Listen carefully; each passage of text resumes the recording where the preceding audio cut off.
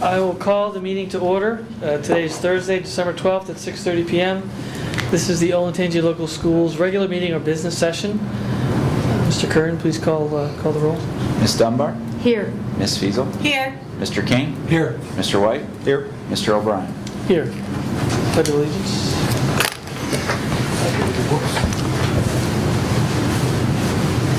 Pledge allegiance to the flag of the United States of America and to the republic for which it stands, one nation, under God, indivisible, with liberty and justice for all.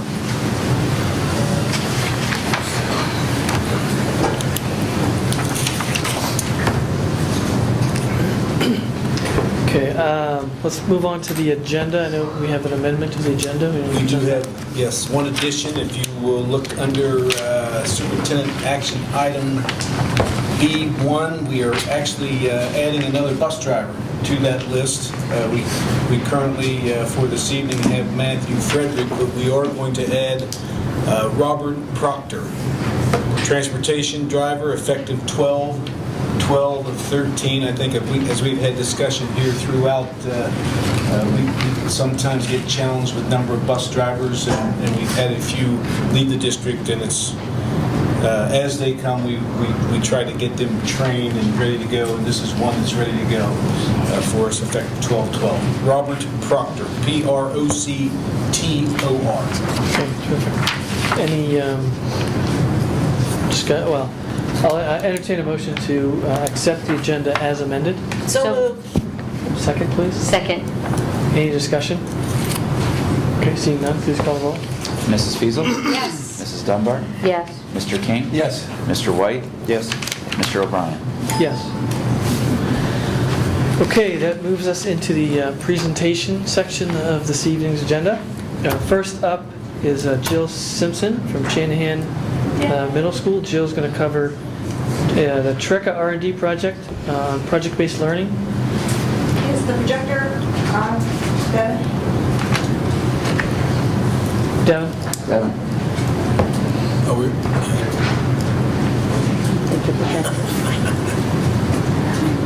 So maybe while we get the projector going, you want to introduce who else is with you? That'd Yeah, be I can terrific. start. I was telling Dr. Lucas that I'm Jill Simpson, and I have a hard time saying hello in 10 minutes, so this is an additional. I apologize up front. Yes. Julie can attest to that. I'm Jill Simpson, and this is my team. Jamie Thomas is the science teacher. Chris Tressel teaches social studies, and Bob Klein is our math teacher. I teach integrated English language arts. All right, our intervention specialist, in addition, is Doug Wilson, and he wasn't able to come tonight, but he's a really integral part of what we do. It's across all ability levels. That's great. Our initiative, This is a technology presentation. first I'd like to thank the Board of Education, the district administration for inviting us to share our Shanahan Team 701 project-based learning TRECA R&D innovation initiative. That's a mouthful. PBL, first and foremost, is a delivery model. We're delivering the Common Core curriculum across the different core subjects. But what makes a difference is it changes the way students work and learn, and it also significantly changes the way teachers work too.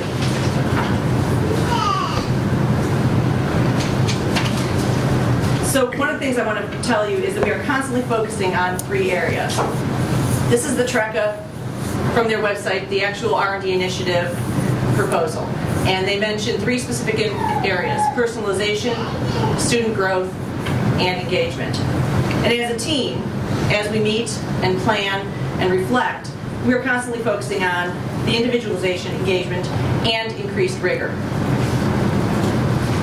So before I hand it over to Bob, I want to speak a little bit to you about the issue of growing enrollment at OLSD, and you're probably wondering, what does that have to do with project-based learning? But one of the challenges at the classroom level, I know you deal with it at the district level, but at the classroom level, one of the challenges we face is how to make a student, a 12-year-old, feel like they're part of a small group where people know them well in a building with over 1,000 children. And we think that this model really works to answer that question. We believe strongly that our students have gained a specific identity. They've embraced this team concept and all the benefits that come not only personally, but academically through that sense of identity and belonging in such a huge place. So one thing I want to talk about is what is PBL? There's some things that we learned about it. We all kind of did great stuff in the class, and what we wanted to do was take it to the next level. And that's fearful as a teacher when you take the control that you have in your classroom and really have to rely on other teachers to make not only greatness in your classroom, but all the classrooms, and take the content. And that's what's important about this, that what PBL is not. PBL is not an end of a unit where you teach and the project is at the end. And one of the things I want to talk about is PBL is a process of learning, and that the learning is embedded throughout the process, and that's the challenging part. To take 4 subjects that have high rigorous standards, making meaningful to students, to have great outcomes. Not to just do it, but to do it and have great outcomes. And so this is a model that we went to BIE, which is Buck Institute, on PBL, and we went to training on that and really try to focus what is PBL and how are we going to make it successful, not only for PBL, but PBL and Olentangy. And one of the things you're going to see that it's not just the content anymore. And we talk about Common Core or college career readiness, but it's taking that content and making it meaningful. And I've told my students already, is when you get out to the workforce, it's going to be, what are you going to do with that knowledge? What are you going to create? What are you going to invent? What are you going to solve? And working with other people is a must to do that. So one of the things that we talk about, and we'll go through some examples as they share some of the things that we've been doing on this journey, is we constantly look at this map that was kind of our focus on making PBL successful. And we start with a driving question. And the driving question, everything comes back to it. What is it that we were doing? What is it that we were trying to solve or discuss? And then get the content embedded into that. And then we look at inquiry. And the inquiry and the driving questions are very related. Getting students to get engaged and to think about the content from their perspective rather than just giving them the knowledge. And public audience, and you're going to hear some of the things that we've done is we've taken, and we've talked about it before, we've done things in the middle school and other schools, but we really have gone way overboard of getting learning to take place outside these walls. And we've had a significant number of involvement that's been great from Delaware City, United Way, and getting real people to the students so they can ask real questions and get answers. Reflection and revision, we're constantly not only providing that for students, but ourselves, and we model that, and we'll talk about that. Voice and choice. PBL is important, that it's not necessarily a free-for-all. You're not just creating a project. There is some structure, but we do want students to create, what does this look like for them? What is their passion? And how can I help you? How can I help you get engaged and learn? And the need to know. I mean, there's significant content, the need to know, but you can see is that it is not just knowledge anymore. It's really going above and beyond. And so this kind of captures what PBL is. And I can't stress enough about how the difference of what project-based learning is not. It is not teaching and then say, God, show me what it looks like. It is taking the content and letting PBL be a delivery model throughout the process of the content. They're going to talk about some specific examples of what PBLs look like for our journey for ourselves and our students. As Bob mentioned, the Common Core really fits together nicely with project-based learning.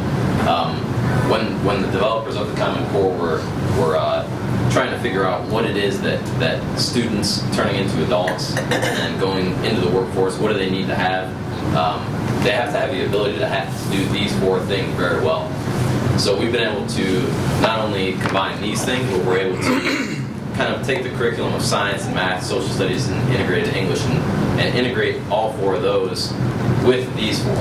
So first it starts with the communication. We all know that any job that you do, any school you attend, you're going to have to communicate, and you're going to have to do that pretty efficiently at times. With the communication, naturally comes collaboration. Our students, now that they have worked with one another quite a bit, the groups that we saw form in the first week of school, they wanted to work with their friends. Now you can see working together to reach a goal, putting talent, expertise, and smarts at work. They're noticing that they're all talented just in different ways. So they're seeking each other out actively and saying, hey, do you want to be a part of my group? Those guys a lot of times aren't even friends, but they realize, hey, he can do something very well, and I can do something else very well. And when we put our heads together, it works. The critical thinking is more so than just asking a difficult question. It's really looking into in-depth problems and having that conversation that could possibly solve it. A lot of the times, the critical thinking is the most difficult part, and students will get hung up, they'll be upset. But again, as teachers, we're kind of like coaches along there, pushing them along and making sure that they don't get too far set back. But we're right there to pick them up when they do fall.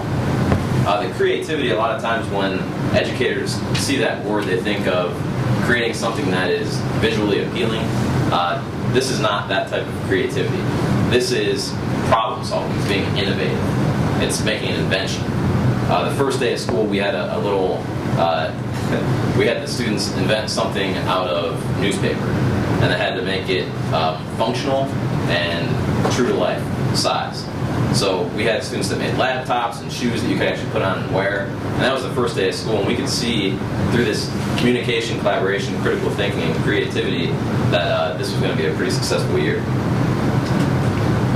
With the nature of how our school, and particularly the 7th grade, is running right now, we're on a 4-person team, and we have the ability to have a team meeting every single day, which we think, it would be very difficult to do this type of program without that. The students know that we meet every day, and they see that all of our projects relate to one another. So when we come out of that meeting room, a lot of the time the kids you can kind of see the light in their eyes, and they're saying, "What do you guys do? What do you have ready for us next?" It's awesome. The reflecting and rethinking process really affects the teachers just as much as it does the students. If we're in the middle of a project and we realize, hey, they're not really getting this target, this is something that we need to focus on more. We'll make sure we hit that target, and then for next year, we'll plan right that day to do it differently. The same thing goes with the student learning. If they're in the middle of a project and they're stuck, they are stuck. They have to learn those coping skills to say, okay, we need to stop. We need to rethink this, and let's come up with a different plan. Along with all this, giving up control of the classroom is huge. Maybe 50 years ago, direct instruction was the thing, and everyone was very comfortable with that. And I don't know how much that has changed in some classrooms. But being able to flex that schedule, me saying, okay, they're going to be doing a social studies target in Jamie's room, I'm completely comfortable with that. And the fact that we have basically 4 hours of block time where we can distribute that where we need it is so awesome. So we're pretty fortunate to be able to do the things that we're doing right now. Jamie's going to go through some of our driving questions, and Good evening. These are the driving questions that we have focused on so far this year, halfway through. The one that we're going to walk through this evening is the very first one. What makes Delaware, Ohio an attractive place to live for a diverse population? This was a project and driving question that we focused on for the entire 9 weeks. This is our project progression. It kind of lays out the steps that we took, and having gone through this the first time, we already know ways that we would improve this same exact driving question and project for next year. The first thing that the kids did, we took them down into the team room and we had a large group discussion. And what is a town? And Olentangy, with the exception of downtown Powell, is very unique. There's no Olentangy town. So we really talked to the kids about what is it about a town that is appealing to you as a 12-year-old? What is appealing to a town of a single parent, of 2 parents with 4 kids, of an elderly couple? What is it that people want in their town? They also learned to understand the definitions of terms demographics and livability. From there, we moved on and they did some preliminary research in Jill's classroom using the internet. They then focused their research on their demographic. They had to decide, are they going to be a college student? Are they a recently relocated immigrant coming on a visa to go to school? Are they a single parent? Are they an elderly couple? They had to decide what demographic they were going to focus on before our field trip. We also had a guest speaker come in. It was actually one of our teen parents, and she had experience with project management. So she talked to the kids about how to take a large project and divide out your tasks with your man and woman power. The kids got a lot from that, and we still talk to them. They say they always have a project manager. Our Delaware panel visited, and on our Delaware panel, we had the Chamber of Commerce president, we had the Delaware city manager, we had a representative from United Way, and a board member from the community organization Main Street, Delaware. And our jaws hit the floor in the team room that afternoon when we saw our 99 kids interacting with these 4 unknown adults. They were on point, they were taking notes, and they were asking very appropriate questions.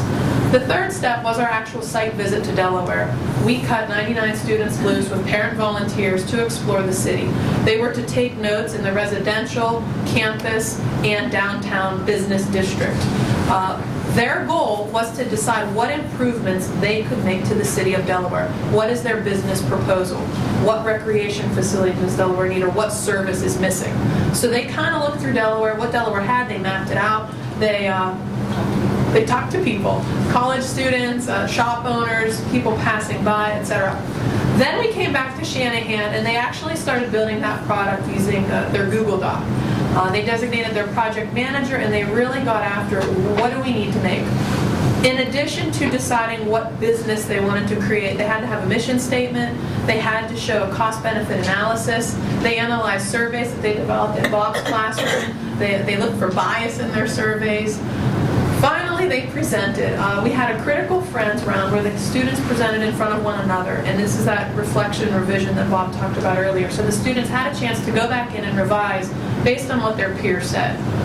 Then they presented to teachers and their classmates, and we picked the top 4 presentations.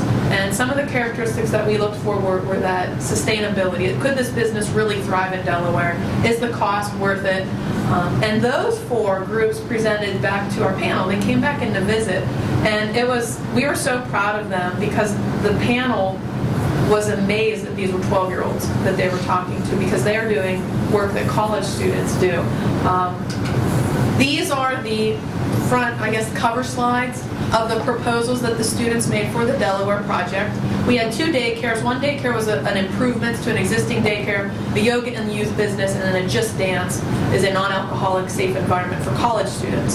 So the kids were, this is where we had to let go of that control. We didn't tell them that they had to create a business, that they had to make a service. They had free reign to make what they thought Delaware needed. Here's some photos of the kids at work. This is our large space upstairs. Our classrooms break off of this large space, so it's great for us to pull the kids as needed. We'll decide 10 minutes ahead during our team planning. We've got to talk to the kids about this. We've got to get them refocused.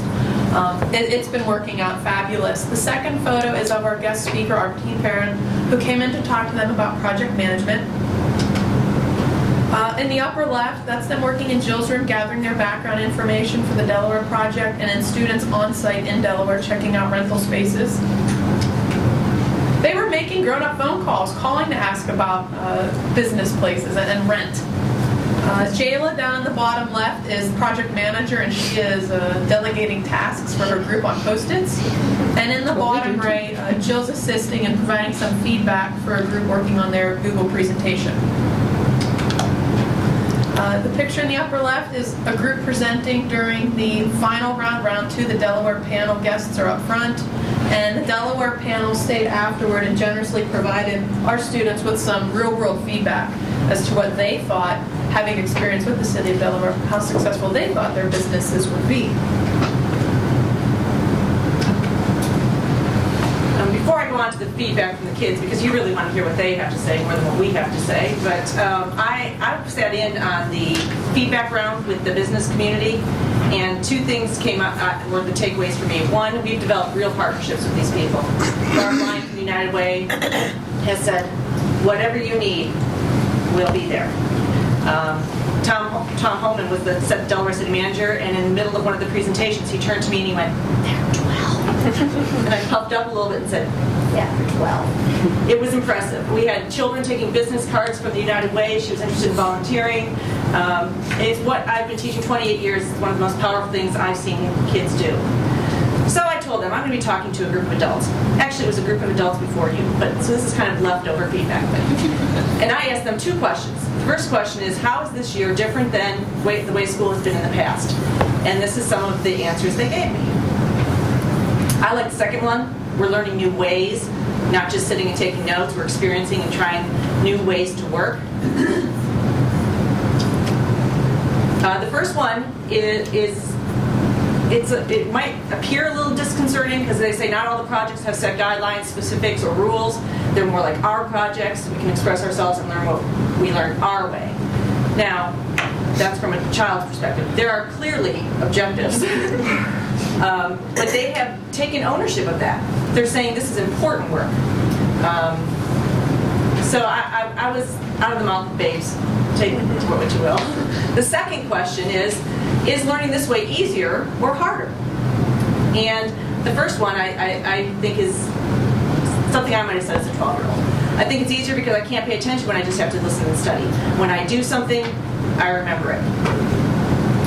I like it's harder because the work we do is complicated, it takes a lot of time, but it's good.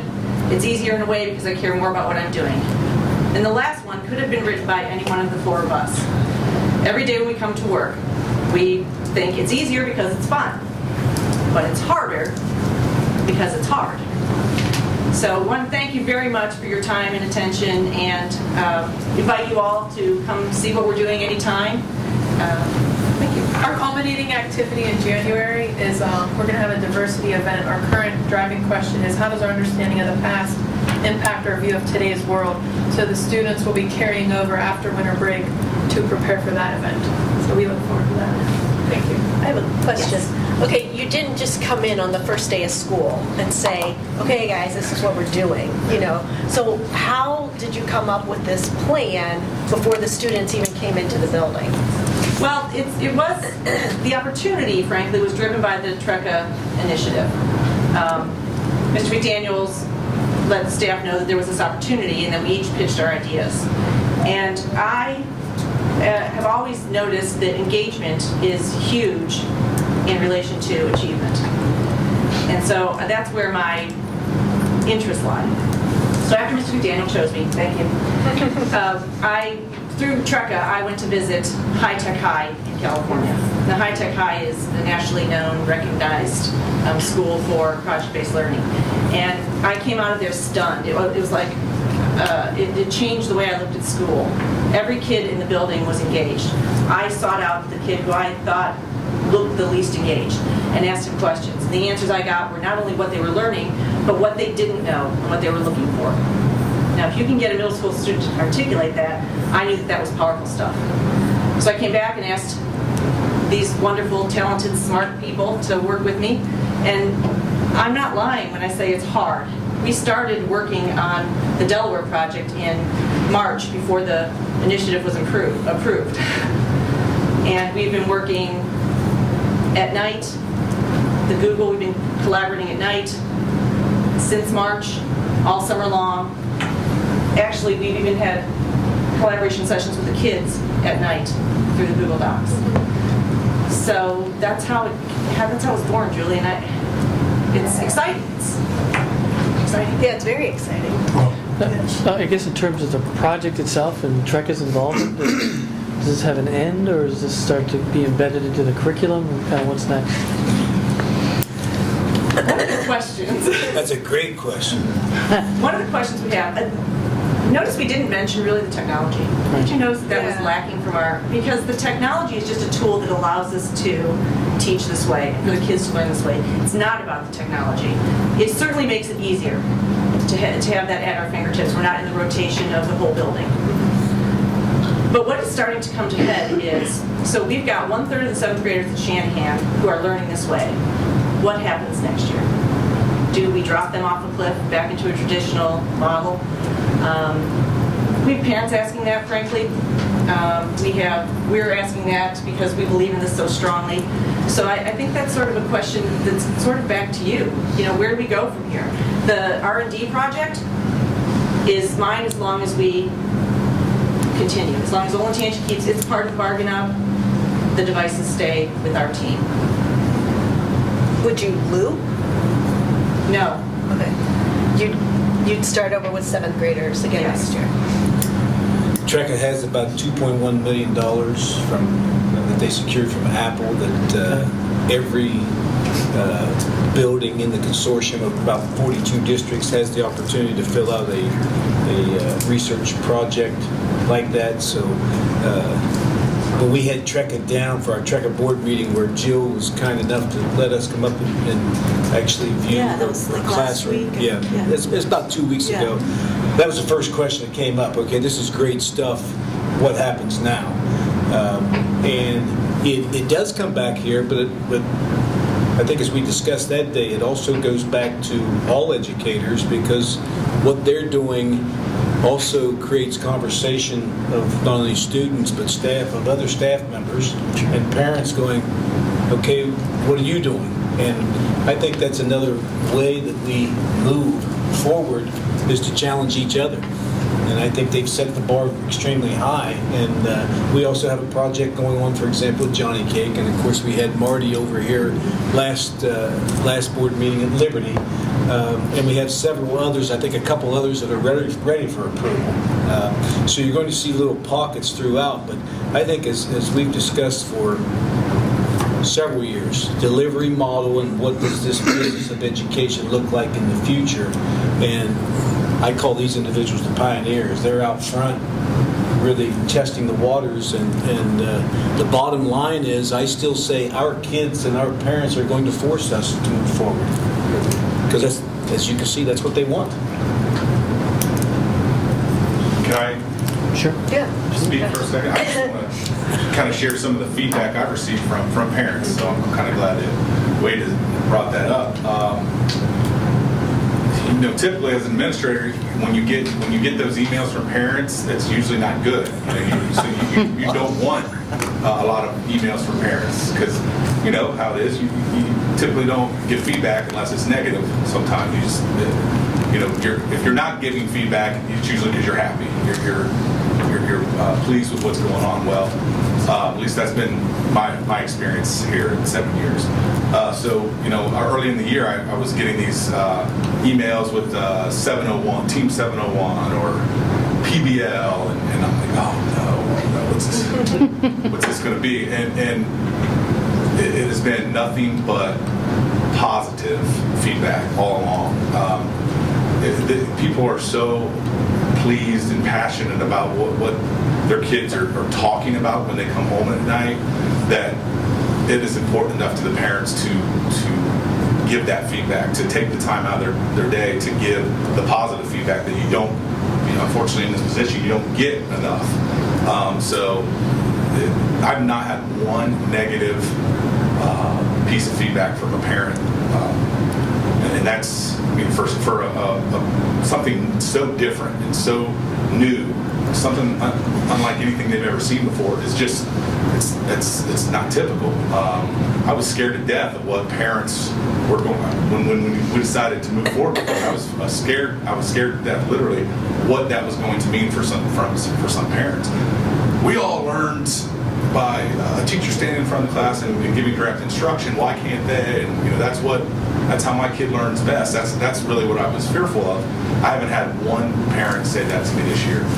I went to Ohio State Penn State game, and I'm walking through the parking lot where everyone's tailgating, and I had a parent recognize me with Mr. King. Actually, you were at the same tailgate that day, and she jumps out of the crowd and grabs me by the arm and says, "Mr. McDaniels, I don't know what my child did to get put on Team 701, but I want to tell you, me and my husband feel like we hit the lottery.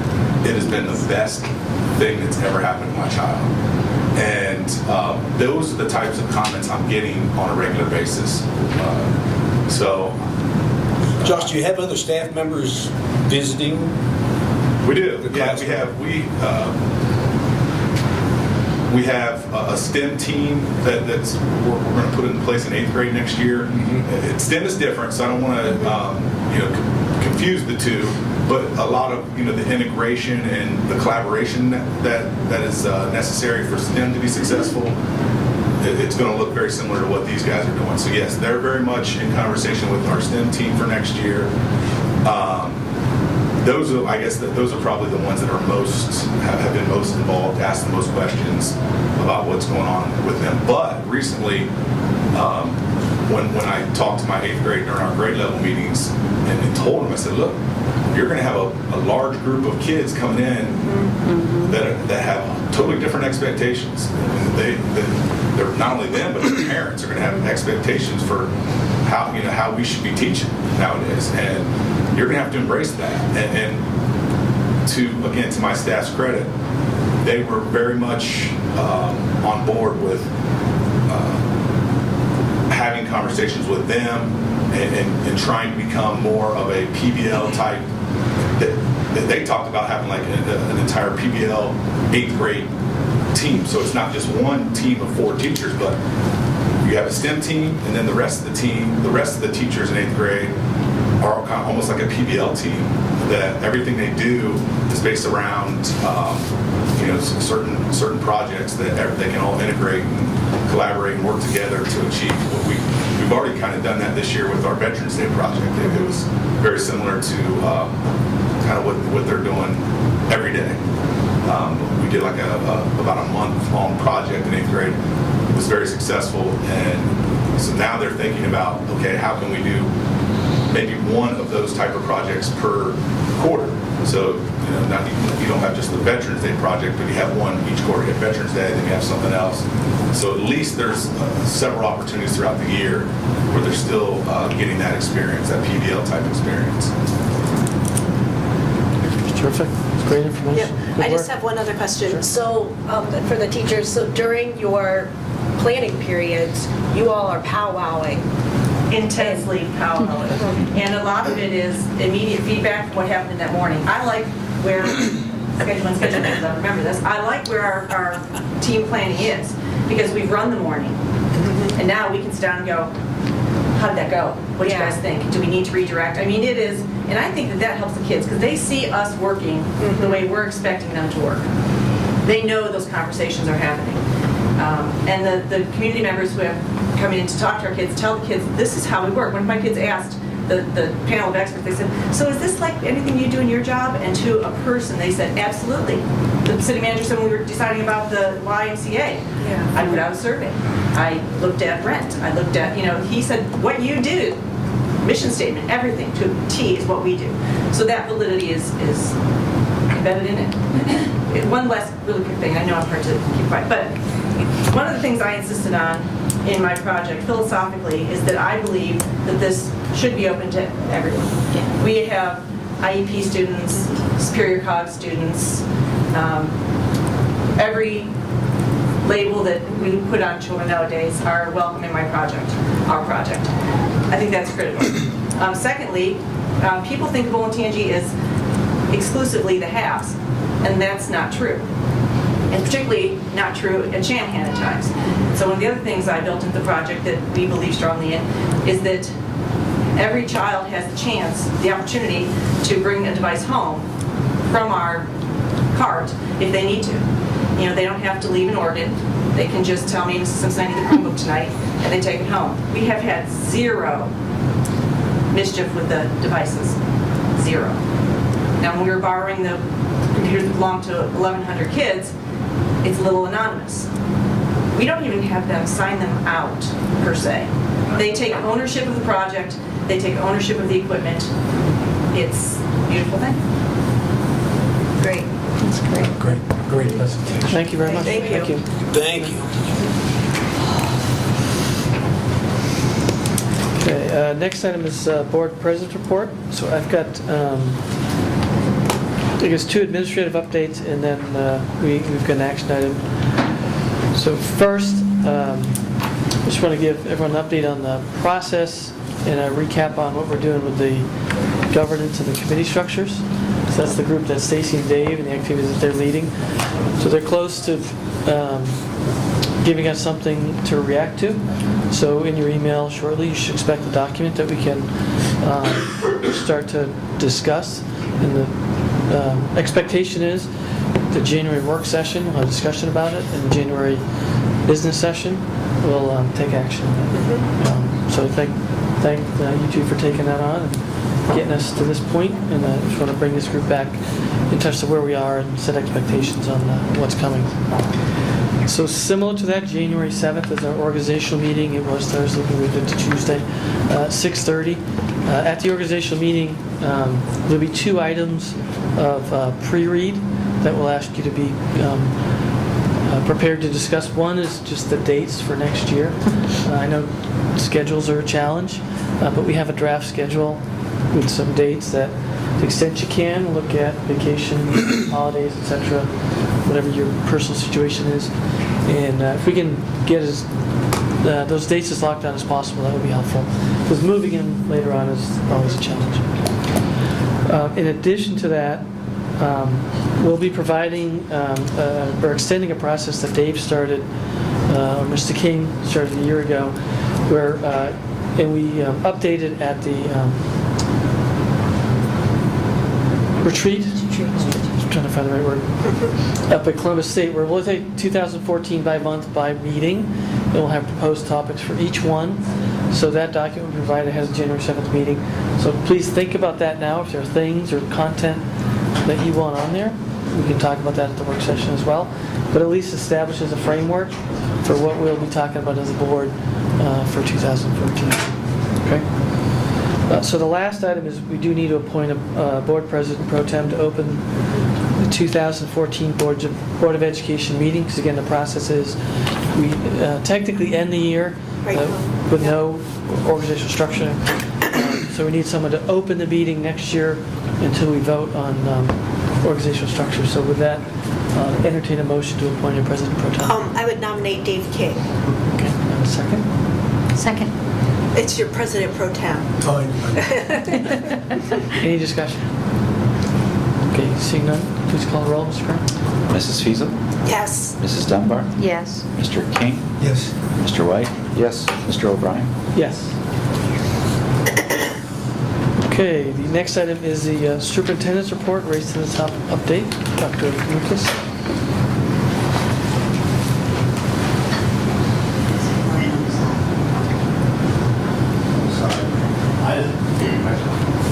I'm just saying someone left this.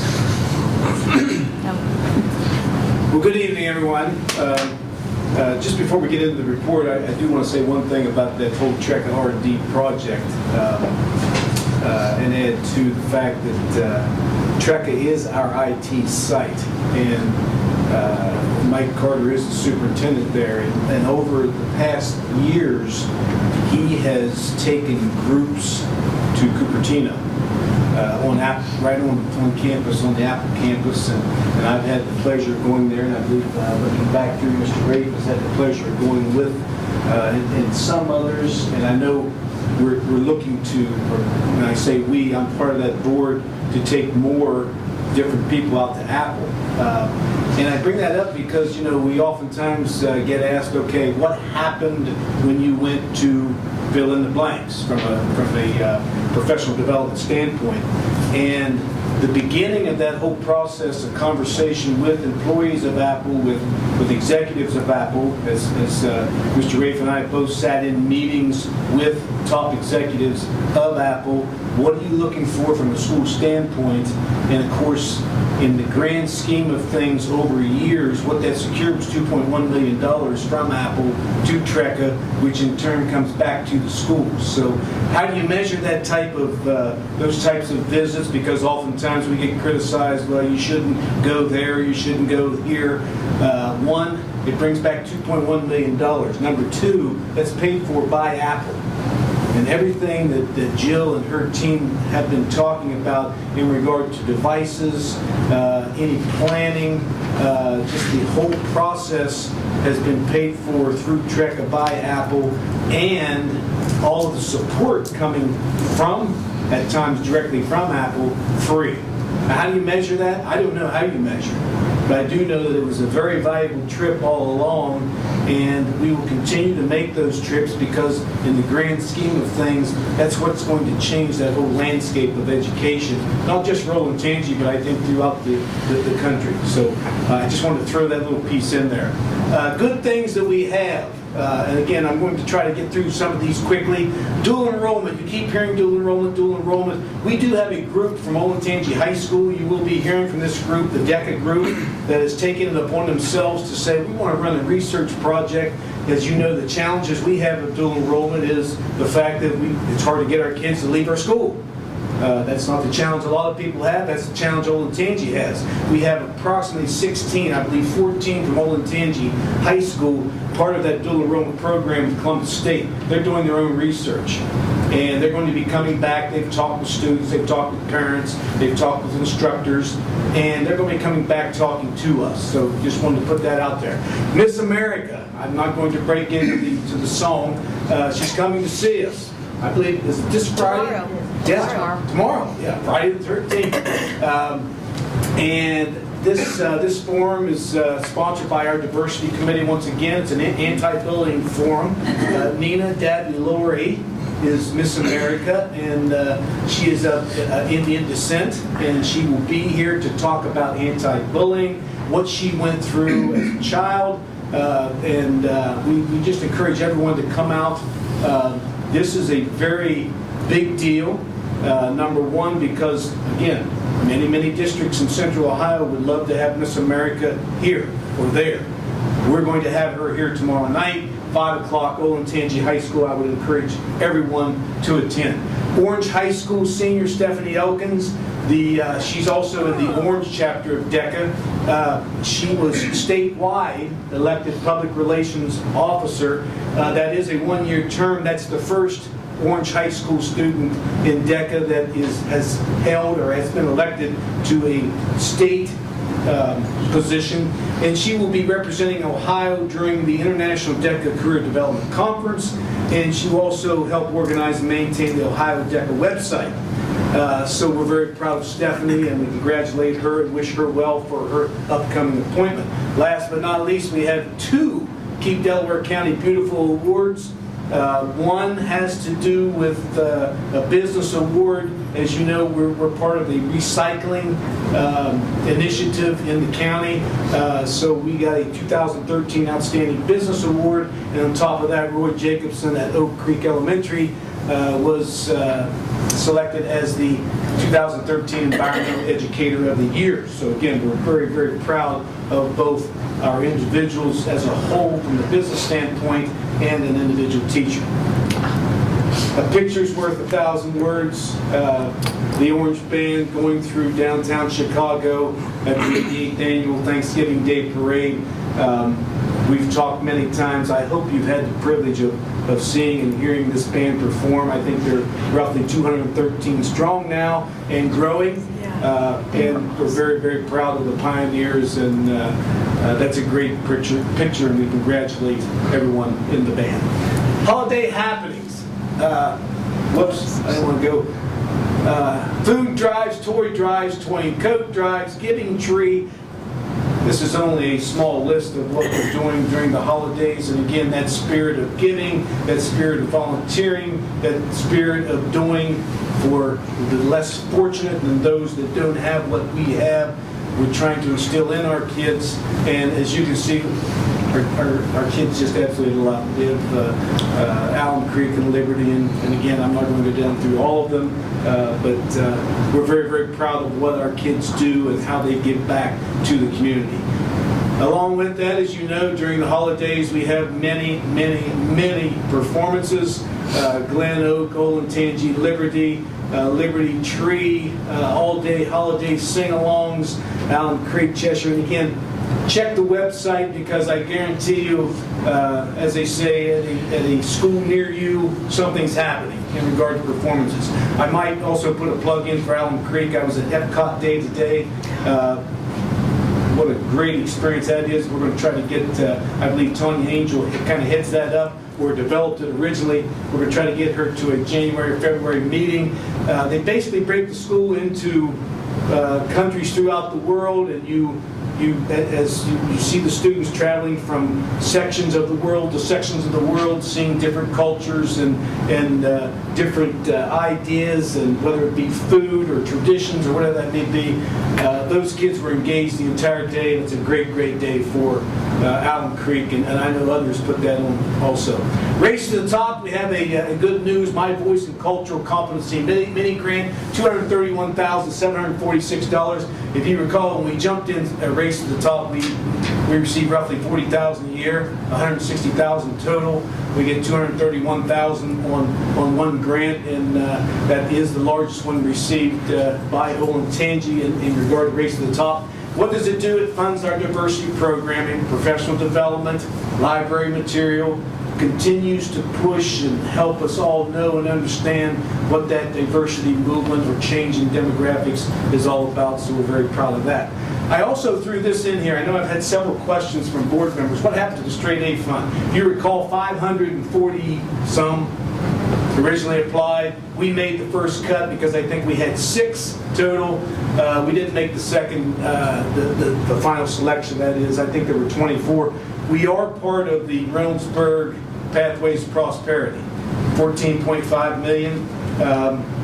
I know that Mr. Rafe, myself, I believe Vince, I believe Jack Petty attended this planning meeting down to Columbus State, and I know David Harrison kind of looked at us like, what are you guys doing here? Because it's geared more toward first generation socioeconomically disadvantaged individuals that, what are you going to do in regard to college and career readiness? I think our main reaction to that was, look, there are models to send kids off, and even though we send a lot of kids off to college, that doesn't mean all of our kids want to go to college. So we're looking to serve every child in our school district, all 18,086 of them, as of this past Monday. So that's why we're there. That's why we're part of it. We're also part of the TRECA. I believe they received about a $215,000 grant in regard to Medicaid reimbursement. And we've been talking about that. I know there's some money left on the table from a Medicaid standpoint with some of our special needs individuals. So we are part of that grant also. How much will we benefit? I don't know. It's not what we wanted originally, but we did get a little bit. And people say, well, where does it go? Well, next year, new round, another $100 million or so. I guarantee we'll be in the mix. Whether we will get that or not, I do not know. Nancy, did you have a question? Yeah, so the projects that were put out that weren't funded through this, what happens to them? How do we look at getting some of those paid for? Or paying for them ourselves? We won't implement all of them. I know of at least one of them that will be looking to come to the board and say, okay, we're going in this direction. Of course, that's with the early learning piece and the dyslexia network. We kind of put that out there and said, this would be great if the state would pay for this. And they didn't. But at any rate, some of those will move forward and fund ourselves, and others will come back for next round to see if it can be funded. I don't know if you got a copy of all of our proposals. Yeah, there's some great stuff there. Okay. Yes, there was some very good stuff. That's the question. There were some great ideas. In fact, I started asking, okay, what would, and I'm not going to name names in regard to, because that's like sour grapes, but I would be very willing to put some of our proposals up against any of those. And we'll continue to move forward with that and try to secure one of those straight funds. They only awarded $88 million, and they could have awarded $100 million. Right. And then next year they have $150 million. Right. So I'm just assuming that the money that they didn't award this year will roll next year, because it was in the state budget. They have allotted $250 million. Yes. We're hoping it rolls. Anyway. Yes. Yes. Okay, agenda items. As you know, you're going to hear from Mr. Gordon with this capital improvement schedule and improvement plan and costs, the 20-year plan. I'm not going to steal any of his thunder. All I can say is great job. Be willing to ask any and all questions, and I think this really gives us a better picture of where we're headed in the future from a capital improvement standpoint. You have Linda Martin will be talking about the second reading and approval of the board policies. We had a couple of resignations that we have to mention. Our assistant treasurer Todd Johnson is taking over as treasurer at Marysville, and our high school assistant principal Marty Argenbright has taken a director of special education position in Marion City. Marty has been with me for I don't know how 20-some years, so it's kind of one of those bittersweet moments of that's great, you're doing better, moving up, but we hate to see you go. And of course, I think everyone here knows and understands the work that Todd has done for the school district, and we'll miss him also. But we wish them well. They will be leaving us in January, early January, so they're finishing up their final duties, and I know they'll do a great job. Action items also, as you recall, we've gone over our bus program for the next 10 years or so. We're asking to approve the purchase of 10 buses, 9 conventional, 1 handicap, and that is part of the replacement schedule. The great thing, again, and Brian always accused me of stealing his thunder, this is under donations, but as you know, it's out there, all 3. I can't say enough about the work of the individuals in the school district. I can't say enough about the way that the board just absolutely walked this thing through in a very, very professional and meticulous way. And we have the turf in all 3, and Olentangy was the latest one, and they're ready to go. Is it Crew complete? left last week. I was going to say, it's completed? It is completed. I haven't seen it. This isn't the stop of the PowerPoint. This is just a sign that's going to go up out front. So close. A couple of things here at Shanahan. One would be the softball dugouts, and those of you that have been on the board know the history of that. You know, we had to move the field, so because we didn't want the dugouts to be built on the road, we moved the field. Now we're going to ask to take the donation from the boosters in regard to the dugouts, and we're going to have flashing signs. We had, again, Jeff Gordon did a great job working with Berlin Township and Orange Township because they're on each side of the road, coming one way and coming the other, and who funds what, who takes care of what. The main thing, though, sitting where I'm sitting here and seeing the number of accidents that have taken place up and down this road alone, very much needed, and it's going to work out extremely well, and we appreciate the work of everyone in getting that. Upcoming discussions, again, I think you've seen this in the news. I know that we've sent you the results, the 3rd grade Ohio Achievement results, fall 2013. As you recall, we test our 3rd graders in the fall. We come back and test them again in the spring, see what type of growth they have made, because that is their first introduction to the testing program in the state of Ohio. 78.7% scoring proficient or better, 2.9% decrease from last year, from 2012. This is the first year of the testing from the new Ohio content standards. As it says, as anticipated. I will tell you this, again, our curriculum people have, they know and understand, they have drilled down into the data. We will be back in the spring, and though it's down a little bit from last year, if you look at the trends, it's very comparable to the year before. It is a different test, and it's supposed to be a more rigorous test. So where we are right now is not where we were last year, but I think where we will be in the spring at the conclusion of all of the testing is where we will want to be. I'm sure we will hit the indicator. Right now we have approximately 15% of our 3rd graders that are not hitting the target or below the target in regard to the 3rd grade reading guarantee. We intervene with those individuals and have been, and have identified them, and by the time we get to the fall, we will have them up where they need to be. That is it. Unless the board has any questions, I would be glad to entertain. I mentor in Columbus Public. Yes. And I have a 3rd grader.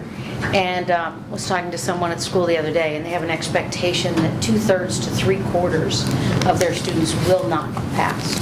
So flipping that on its head from here, and it's incredibly... That's scary. It's incredibly scary for these kids who are trying just as hard and just don't have the access and the resources they need to get the education or the environment where someone reads to you every night and those sorts of things. And so, you know, there are many of them at a 1st grade reading level, and it's very difficult, but it's certainly rewarding work. And I want to talk to someone in curriculum or a 3rd grade teacher about how I can help my student read better without just reading for them. So I'm going to contact someone, Mr. Rafe, on how I can help be a better tutor to my student and maybe help others that do that as well. Yes. Anything else? Thank you. Before we're off, so on the third grade reading guarantee, will we have any check-ins along the way before we, how are you going to gauge progress between Yes, now and the spring? yes, great question. Yes, we'll continue to keep you updated. As you know, we try to get Mr. Fetty in front of you to give you an Yeah. update. So I would say February, probably March, prior to the testing, so that you know and understand specific interventions that are being provided for our kids, our identified kids. Sure. Yep. Okay, thank you.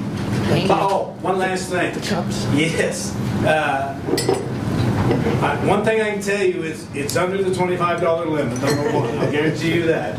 Number two, I want you to know that that's not just from me. It was myself and Brian and Linda and Gail Marsh and Mark Rafe. We got these. We had our administrative team for a Christmas gathering, and we got those for them. And of course, we also got those for you. So those came from us, and that's just a small token of our appreciation for the work that you do. Rafe, can you give me some hot chocolate in this? I'm a little cold. All right. Thank you. Thank you. Thank I you. don't drink coffee. Hot chocolate. All right, next item is item 8, the treasurer's report. Mr. Kern. As usual, Dr. Lucas did steal the skip. Just one. I know. Not too much on tonight's agenda. We're approving the board minutes for November 14th, the last meeting, approving some appropriations at the fund level. Nothing really much there, just some additional monies, carryover monies too, that we have to appropriate as far as grants are concerned, is some of the big ones there. And big one C, approved donations. Dr. Lucas mentioned we're approving the installation of artificial turf at Olentangy High School, valued at $505,770, along with some donations from the Arrowhead PTO to the Arrowhead Elementary School, a variety of between books, iPads, and such for the building there. One thing I'd like to do too is mention Todd Johnson is leaving to become treasurer at Marysville. I'd like to congratulate him on that. He's been very helpful in my transition starting here in August. He's been very professional. The institutional knowledge that he has carrying forward. He's been here since October of 2008. Has been invaluable to me, and I wish him success as he goes along. I asked him if he wanted to come tonight, but he's helping out coaching his son's basketball team, and felt that was more important. I would agree with him too. So, What's your transition plan or replacement strategy? we'll be searching. Hopefully, we'll bring someone to you in January to approve. Okay. Go ahead. I just would, if you could, you sent us an email a couple weeks ago about the refund on the tax collection from the county. If you could just state that for the public. I was on say that to January when we did our financial report, because you'll see a big variance. But since you brought it up, I'll go ahead. Yeah. I'll go ahead and talk about it. Can hear good news twice. That's okay. Yeah. Listen, Delaware County, the auditor's office issued a refund of their real estate assessment fund, which they, as part of the setting valuations and collecting taxes and distributing those, they collect fees from the member governments such as Olentangy, Big Walnut, and such. When there gets to be a huge balance in there, they have the right to return that to the local jurisdictions. The last time they did that was 2006. Our share of that was approximately $2.1 million. Of that, 1.9 million of that would go to the general fund. Happened after our 5-year forecast was approved. That's something that'll definitely you'll see in the May update going forward. So you'll definitely see in January when we approve the November and December financials, you'll see that positive balance there. One of the things too, to remind you that doesn't happen every year. Right. He says Yeah, 2000. in essence, a one-shot deal. It's a one-shot not a recurring deal. stream of revenues. No. So, I'd say one and done, but one until maybe it happens again. Yeah. Until maybe another Multiple 7 years. apart, right? Exactly. Yeah. The time before that, I was talking with the county auditor's office. They did it in 2004, so hopefully they would do it in maybe every 2-3 3 years as such, but last time they did was 2006. So. From donations to the district, from the PTOs, et cetera, what's the involvement on how do they know what the schools need? Are the schools requesting those from the PTOs? Is there some strategy around those donations? I've just had questions on, we're buying all these things, and is that really what they need? Questions from people who aren't necessarily doing the transactions. So I think for the most part, some of those items, especially from a technology standpoint, a lot of times the PTO parents, that's what they want. But they get direction from the building principal. From a PTO standpoint, of course, at the booster level, most all of the coaches have budgets that they request of their boosters, and that's how they decide what to purchase and when to purchase it. I just like the idea, because it came up around technology, of knowing the strategic plan for technology, and if they're buying a bunch of smart boards when in fact a lot of the parents are saying, well, how about we give everybody iPads? So have some sort of defined strategy from a technology standpoint that then is somehow communicated to the community, so they're not buying old technology when in fact we may be doing a lot with the 2020 initiative and those things of going a different direction, and things like this Trekka. Yes. How much would it cost for us to get a cart? Yes. And in fact, can we earmark that sort of thing from a PTO, make that suggestion? And I know, just based on the feedback they're getting from parents are probably thinking, I'm willing to buy technology to keep my kid in this sort of learning environment. So I don't know how to, we don't have control over the boosters, but we certainly, through Brian and with a technology standpoint, can maybe involve them more in a strategic technology plan. Yes. That then maybe that money could And benefit. we also meet with the booster presidents on a monthly to every other month basis, so that they get the opportunity to ask those questions. And then oftentimes when we're at coffee chats, we do get that question. What does technology look like? As we all know, the thing about technology is as soon as you purchase it, it's obsolete. So it is a challenge. It's a very big challenge. And I think, as Jill said, it's not about technology sometimes. It's about how kids are wired, how they think, how they learn, and what they really need to be successful. Sometimes that's a laptop. Sometimes that's an iPhone. And sometimes it's just the idea of a project-based learning project. Well, think about the fact that, booster clubs may be supporting a position, a coach position or something. Think about if we could pitch the idea of, we might lose this Trekka thing, but if we were to pay to rent that, those things, this is how much it would cost. Right. How about you support an entire team at one of the middle schools to go through project-based learning for a year, find out how much it would cost if we were paying for it, Sure. which I'm sure it would be easy to find out, and then just have some organized thinking about where we're putting that money, so we're not, I love the list and I love what they're doing, but I'm like, is that because a teacher said, hey, I'd kind of like this, and that's why they got it, and this kid is in one of the parents' classes? So just some defined thing on how we can help them better support, future, because strategically, that's what they want to do as well. Sure. So I'd like to see a little bit of that. That'd be great.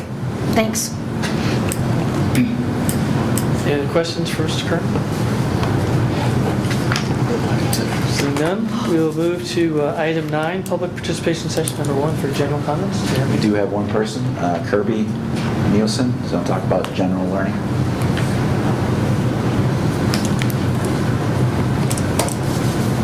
Good evening, I'm Kirby Nielsen.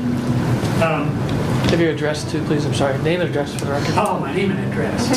Thank you. I do know that. Kirby Nielsen, 7408 Ballview Circle, Delaware, 43015. Thank you.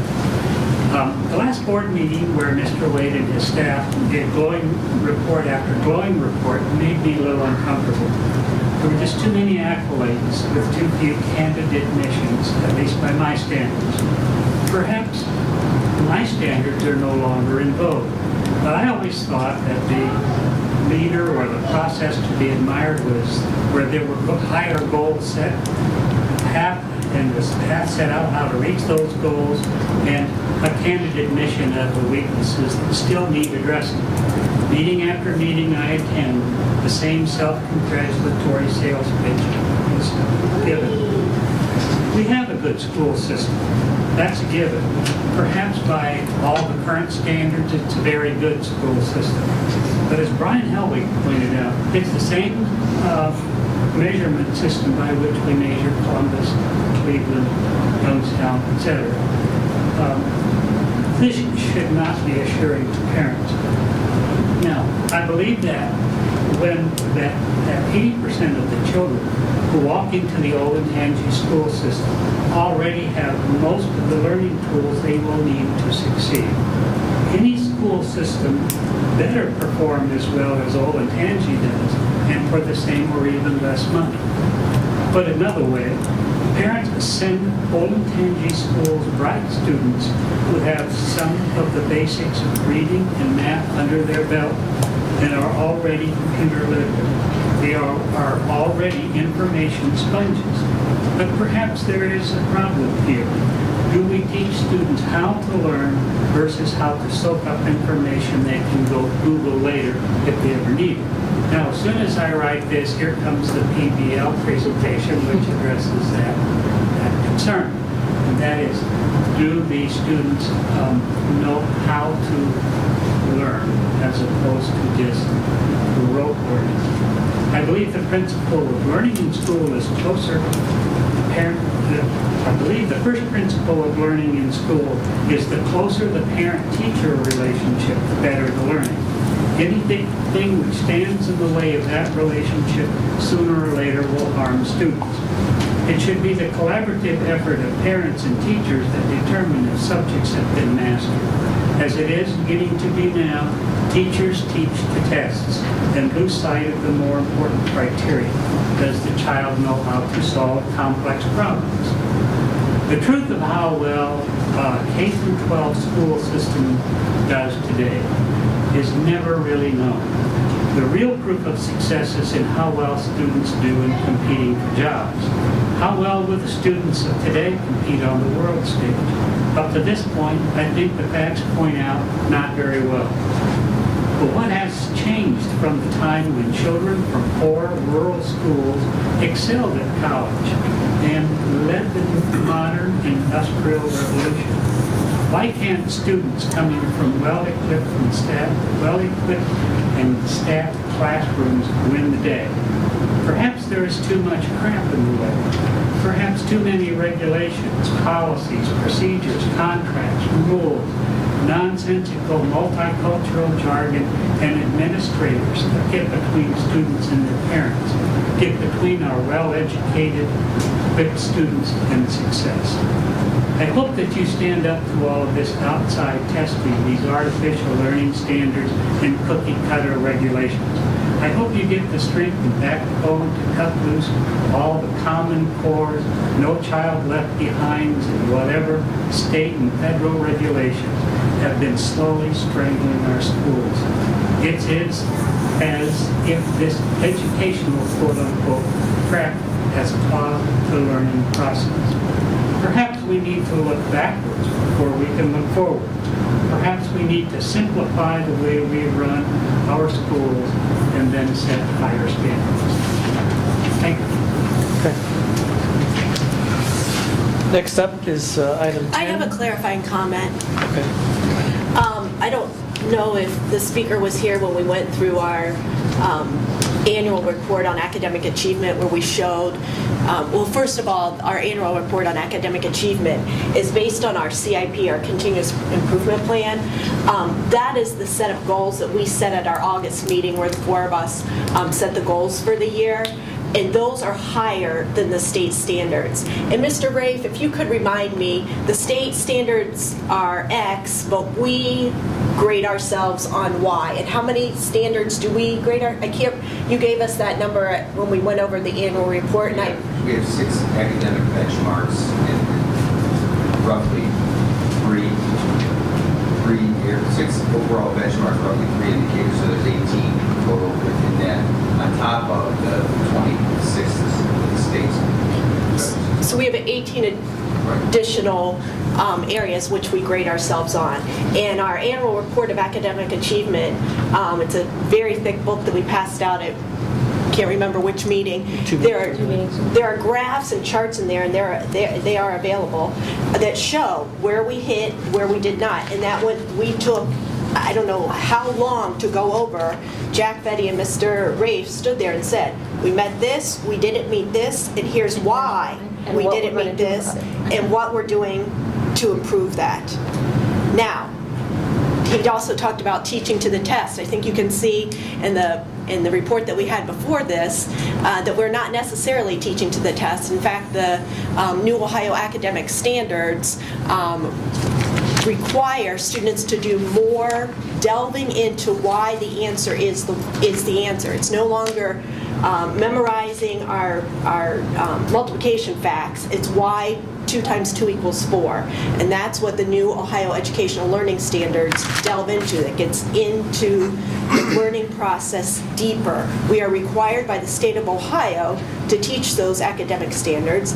If we don't teach those academic standards, then our students don't perform on the state tests. If our students don't perform on the state tests, then we get a poor report card. And when we get a poor report card, our residents and our parents complain that we're not performing up to standards.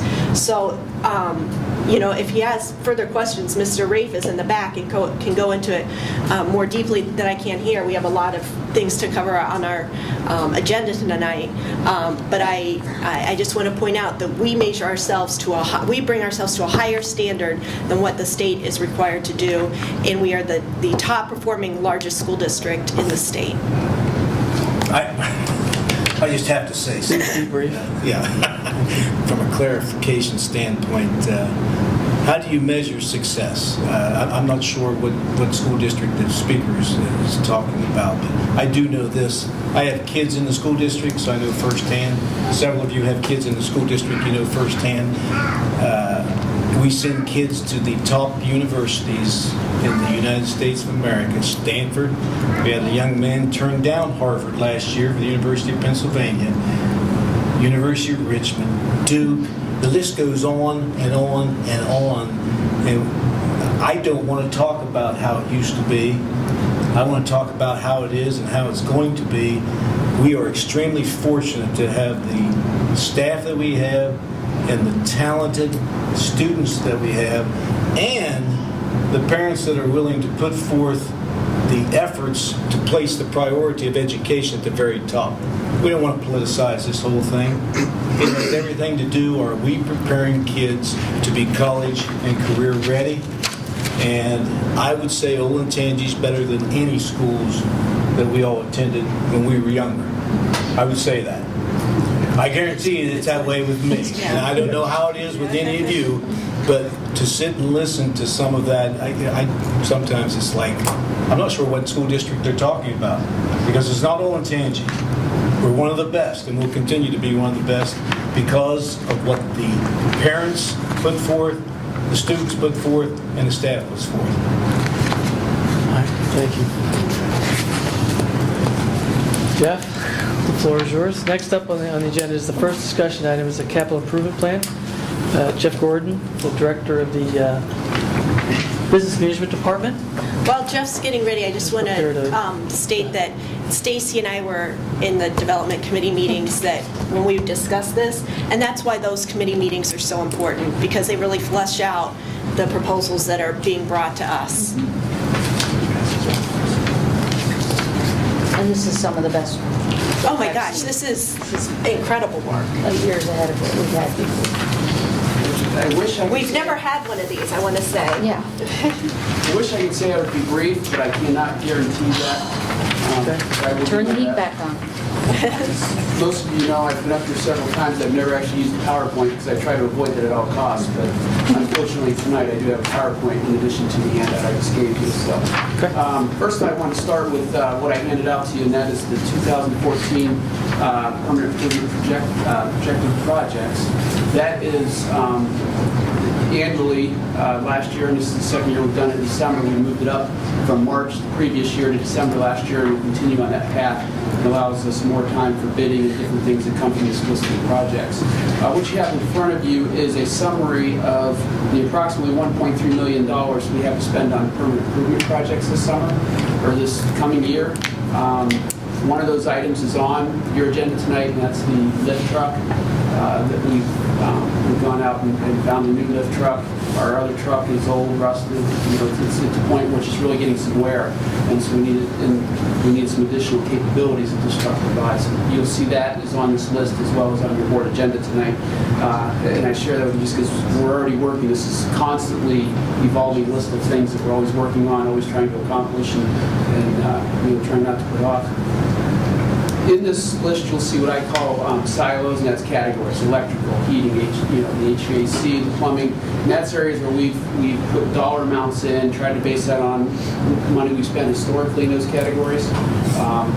And we did not break down the smaller projects. It could be a group of something that's $2,000, it could be something that's a combination of multiple things that equals $10,000. And we didn't go through and identify every one of those. At the bottom of your list, you'll see things that are over $25,000, and those are things that as we go through the process, we'll bring back for bids down the road, just to make you aware of them ahead of time. And the biggest one on there was the conversion of the chemistry lab at Olentangy High School.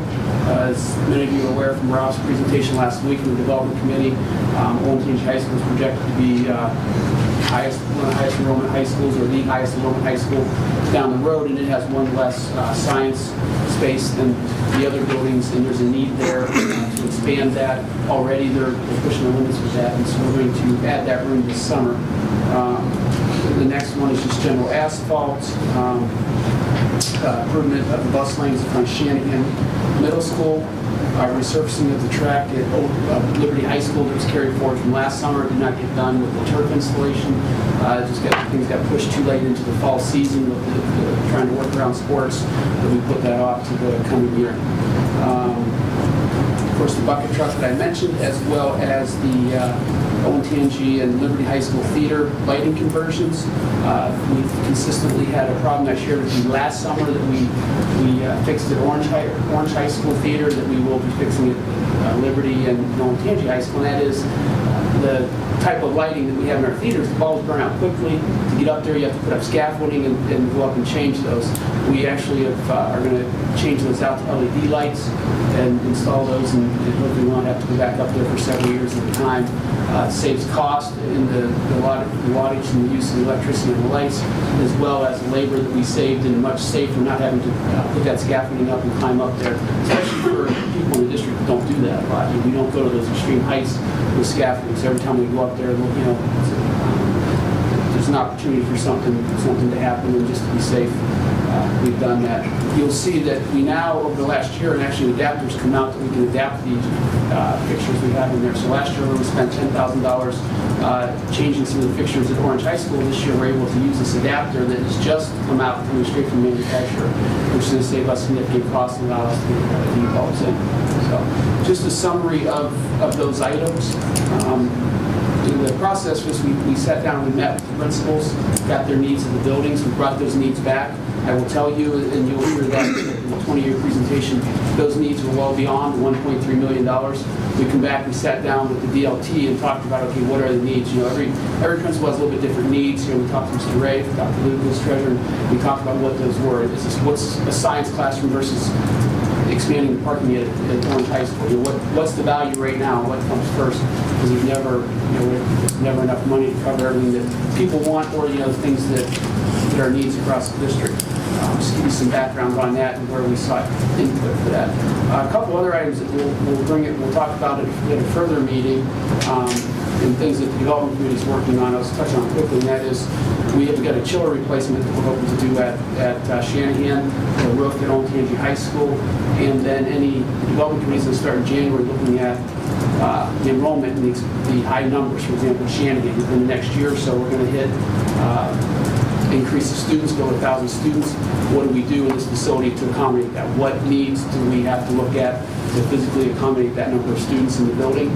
There's some things we can do here. So the development committee will look at that, and we'll come back and talk about how we fund the chiller replacement, the roof repairs or replacement at Olentangy High School, adjustments we make for increased enrollment, whereas this capital improvement right now is projects of maintaining the districts is where we focus these funds at. I think, So just to be clear, so the last two items you mentioned are not in, They are not on here.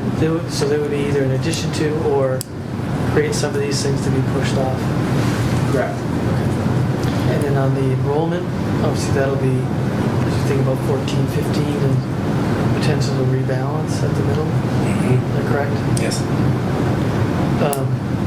So before we go to the 20-year, do you want questions on this first? I do. So the chemistry lab, Yes. are we sure? Because my reluctance here is converting a classroom space, which you can absorb a lot of capacity, the chemistry lab, which has limited use, and is this the only way to solve for the chemistry capacity issue is to spend $225,000? And I'll just part of that if you have anything you want to add to it. This has been on for several years. They've been these couple years, and we put this off. The thing that we run into with the chemistry labs, you've got obviously the chemicals and those types of things. There's special facilities you need to manage those. And right now, we're in a situation where we're doing it safely, but it's moving those chemicals back and forth and having them in different places each year. Where do we need to do this science lab this year or that year, moving those around? It creates things there, as well as, again, they don't have the same facilities, number of facilities, and the number of kids taking those classes.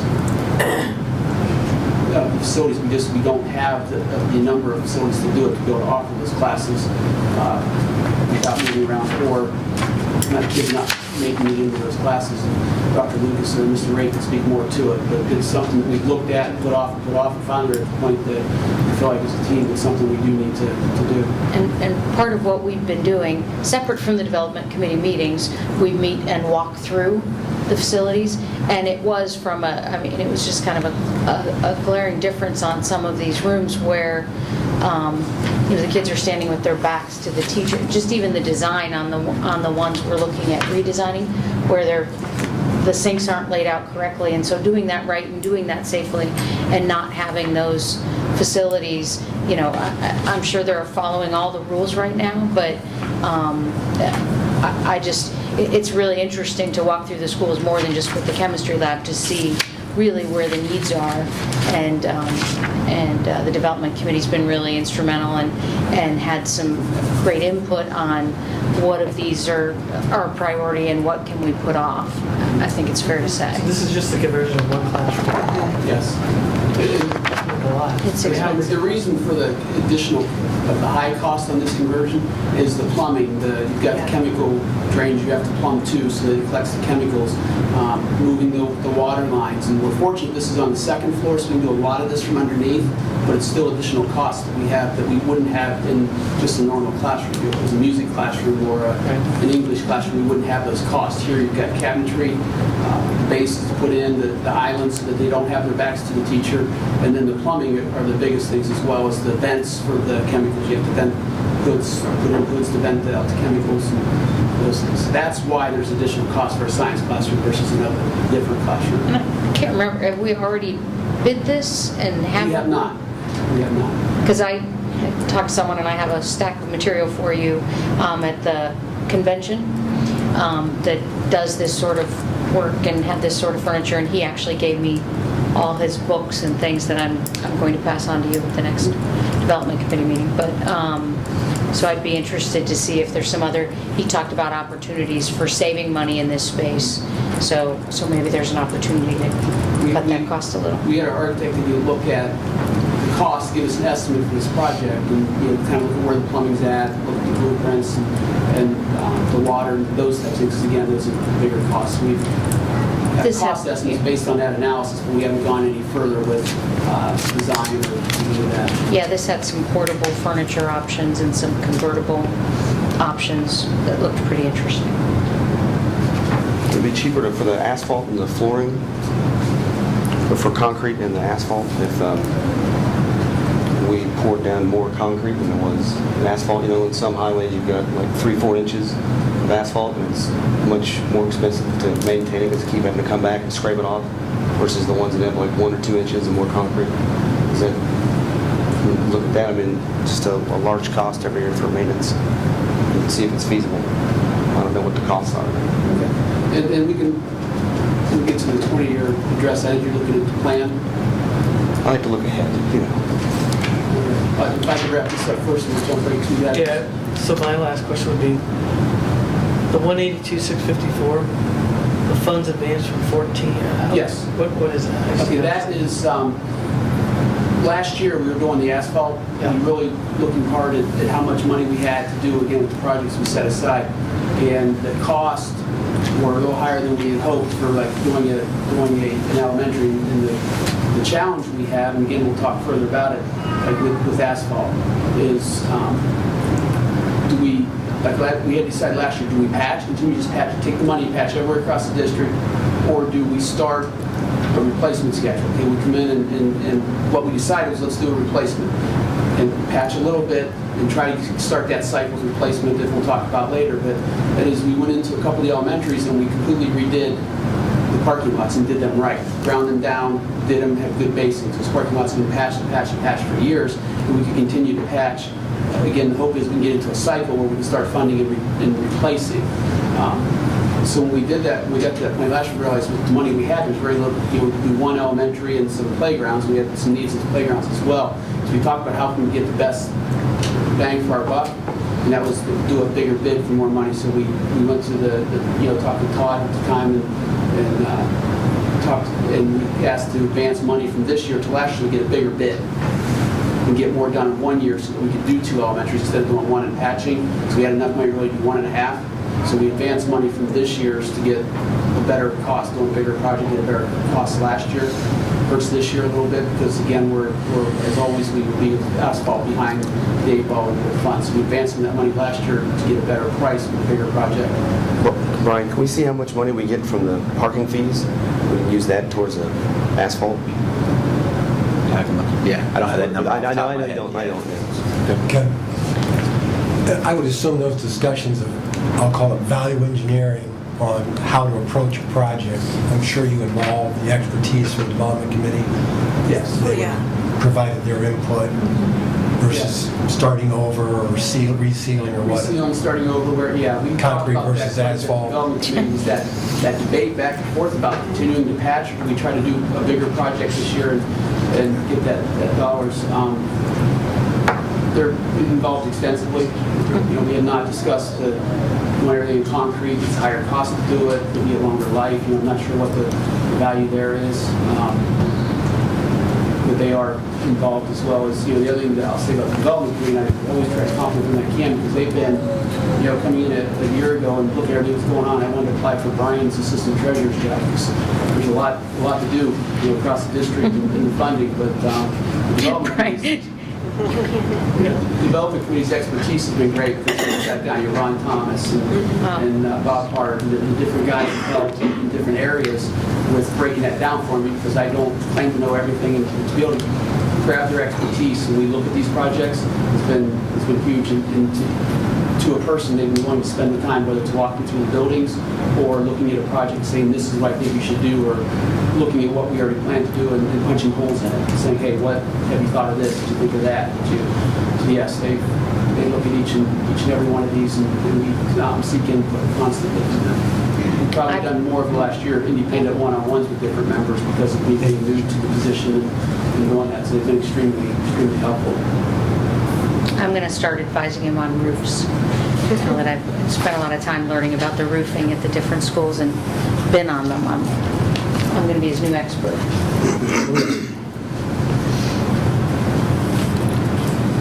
Okay. Any other questions on the 14 stuff? I assume we'll talk about funding for this at a future date. What's that? We'll discuss funding for the 14 stuff at a future date. Okay.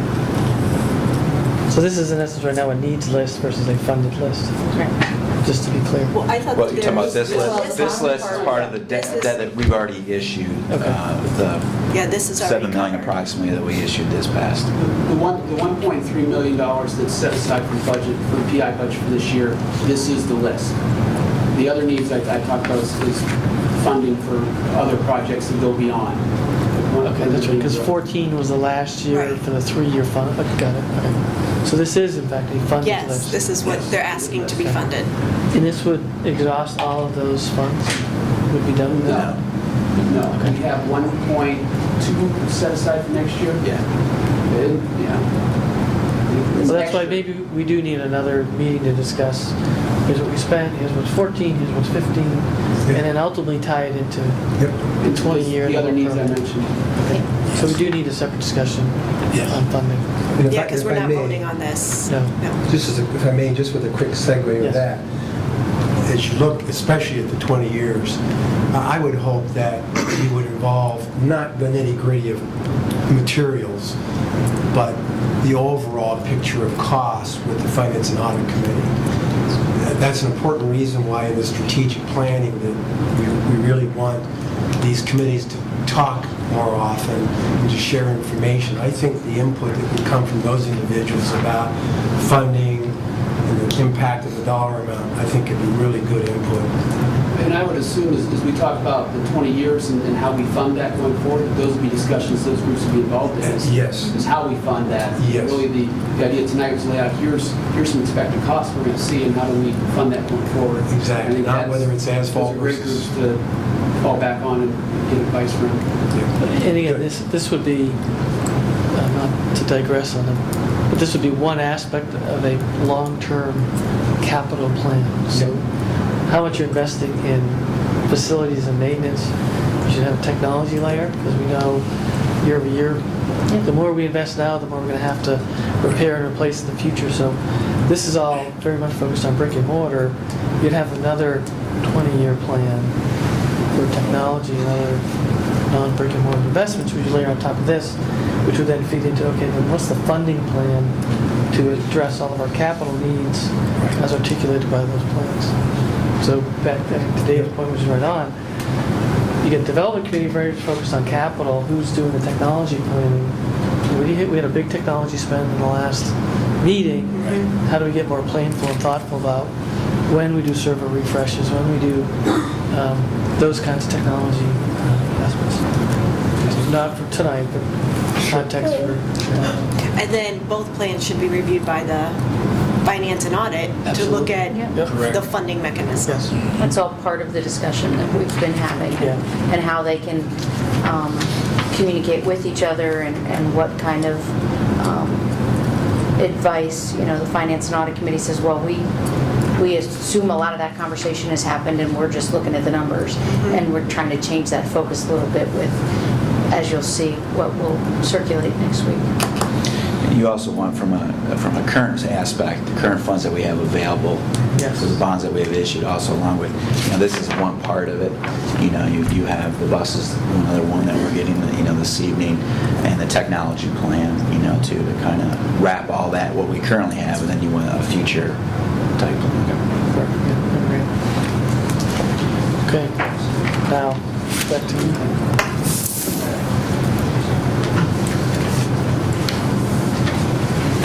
The idea of what I'm presenting tonight, permanent cost projections, 20-year analysis, again, I had no way of saying this is exactly what I think that we're going to spend in the next 20 years. The idea was to take a comprehensive look at major assets of districts to help formulate a strategy for funding and maintaining these over the long term, whether it's 5 years, 10 years, 15, or 20.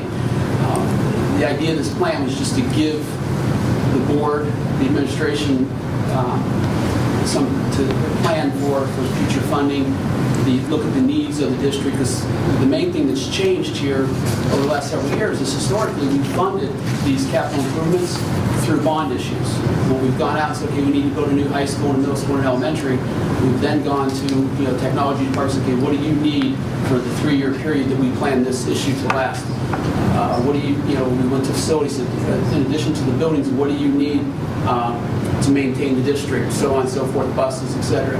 And now that we're not going out for bonding, we're not building buildings, and we've stretched the bond issue and the permanent improvement part of that issue, we've taken from 3 years to 4 years to however long we stretch that out. Stretching it out has not increased the dollar value that is there. So if it was $5 million to start out, it's still $5 million whether you spend it over 3 years or 5 years, you're still spending the same amount of money.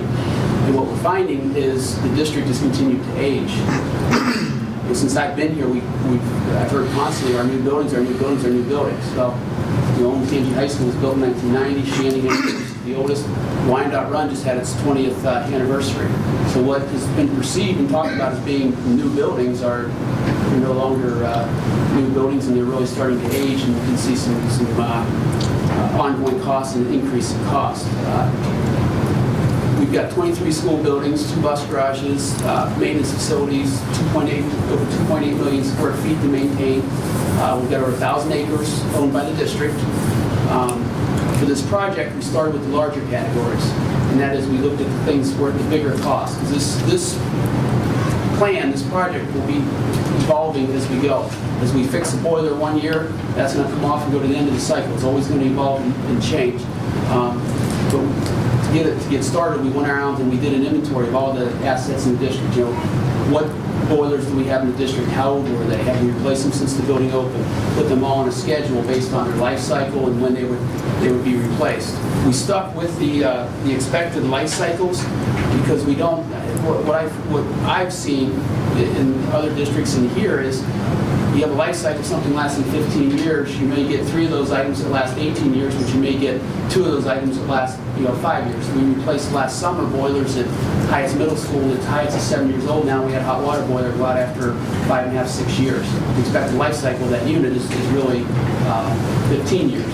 So you never know. Now we may get some of those hot water boilers that last 20 years. For the case of this study, we use the expected life cycle to assume that things would go on the life cycles. As we get a little further, we'll talk about you can adjust some of those life cycles, say things that last this long or that long, and kind of make adjustments in your cost or your analysis based on that, and we'll talk about that here shortly. But again, we start with larger categories such as roof, asphalt, boilers. We did not include technology in this, and Sir Brian, that's something you touched on, the technology aspect. With Michael being new and the timing of everything, we didn't feel like we could get a comprehensive plan for technology that quickly, and something that was there, so we felt it was better to put that on for a future meeting. And then we'd probably add another half hour to this just to speed this one up. The thing I wanted to add is I started out in the presentation and everything, the things are in today's dollars. A couple slides further, I'll get into talking about considering inflation with these costs. But the first few slides, we'll talk about everything's in today's dollars, and so give us an idea for that. The other thing that this does not do is it does not account for growth in the district.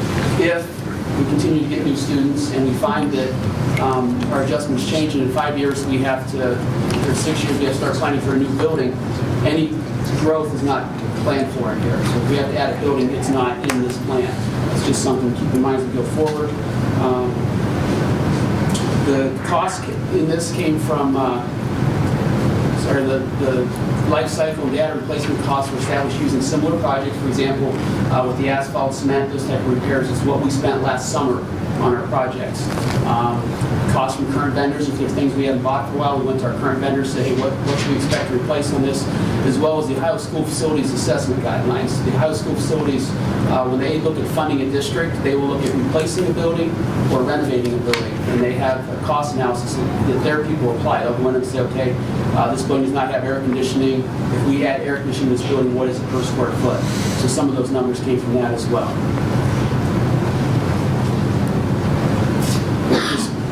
The last thing I'll hit on for you, the next slide, and really start looking at some dollars and things, is that I broke this down. Again, this is not a plan to say, okay, here's the things over the next 5 years we're going to replace.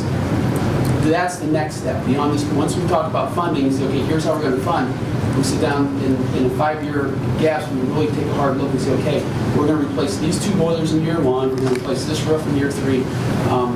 Again, this is not a hard and fast plan of what's going to be replaced year 1 through 20, just to give an idea of what costs we can expect to incur based on life cycles. I would hope that by this time next year, we're really sitting down looking at not only the plan for the summer of 2015 with permanent improvements, but, okay, here's a hard and fast 5-year, what we need to do in each category. And again, I broke it down into 10-year periods.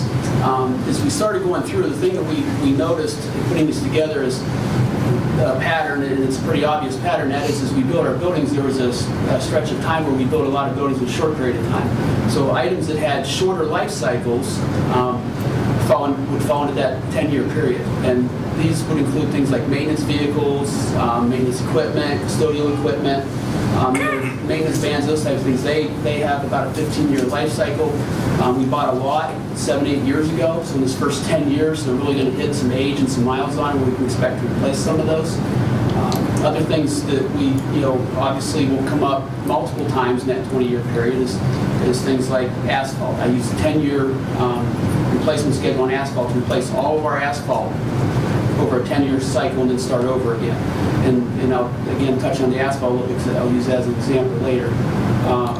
And some of the things that these include are like athletic services, tennis courts, things like that. They need to be resurfaced multiple times over that 20-year period versus something like a boiler that we might replace one time in this 20-year plan. The other categories with the longer life cycles, again, we built all of the buildings, or a lot of the buildings in a 10-year span. Well, those roofs on that building will all come to the end of their life and pretty close to each other. Again, it may not be right on that 20-year life cycle, but some may be 18, some may be 23. But in that 10-year cycle, a lot of those will come up, and that's where you see a lot of cost. I guess part of the question is if through the 20-year process you find these pockets or bubbles in the replacement schedule, so what do you do to get ahead of that so you can smooth out? If you're ticking along with us, and I got a ton of projects got to get done and back to run, what can we do to help smooth that out? Because one thing that school budgets can't tolerate is volatility and spikes. And the other thing, to that point, just because the boiler will last 10 years, it doesn't mean, okay, 2015 we have to replace the boiler, even though it might be in the budget. That is very hard to determine as well, because when a boiler goes out, you have to replace it. But it's good, part of it, I guess, is just setting the appropriate expectation on the 20-year plan. It's a working document. Yes, it's not set in stone. You have to build in contingency too. You really have to build that in to help even it out. Well, the thing that I've tried to do in this document as we get further in a couple slides is give you an idea of what it on a yearly basis. So if it's 10 years, the first 10 years is, as you'll see up here, $47 million. As we go to the next slide, we'll talk about that over 10 years. That's $4.7 million a year that we need to generate. That doesn't mean we necessarily in year one spend $4.7 million. That means over the 10-year period, we may spend, to average out to $4.7 million. So maybe it's $2 million or $3 million the first year, but year 8, 9, or 10, maybe it's $6 million. But it's getting that average out that you would, again, school districts usually, however we generate the dollars, we need to get an average. This is how much we need to generate each year. Not necessarily spend it all that year, but what we need to generate to be able to cover the cost, whether it's year 2 or year 8. And I think Hilliard has spends like 3.1 million. I think they're somewhere around 3.8, they're just under 4 million. And they're similar in size. Yeah, similar in size, about 10 years older than us. Yes, and they're reaching and I don't want to speak for them. Right, but yeah. So they're in the dispatch because we're saying they're one of that, but they're at a point where they're really stretching what they're bringing in. Right. So I'm not sure how they'll handle that, but they're really starting. But if you figure, okay, we're going to spend 1.3 in 2014, and they're spending, let's say, 3.8. That's the difference. Yeah. And in the year, and again, I will adjust for inflation here in a couple slides, but so for this year 11 through 20, again, you have a bigger, I think it's somewhere around 300,000 square feet of roof that we need to replace in year 1 through 10. That goes up 800,000 square feet in year 11 through 20. And that doesn't count metal seam roofs, which have a 50-year lifespan that are further out there. But that's the rubber roofs and the other that we'll have to do. But that's the difference in that life cycle we talked about. 300,000 year 1 through 10, then they all come due in year 11 through 20. So that give me an idea of the categories here and the total cost. This is the breakdown of the 47 million I talked about here. It's the breakdown of where that comes from. And you can see some of them are pretty equal, where asphalt and concrete is on a 10-year cycle. We've done some asphalt over the last year or so that's a little bit less.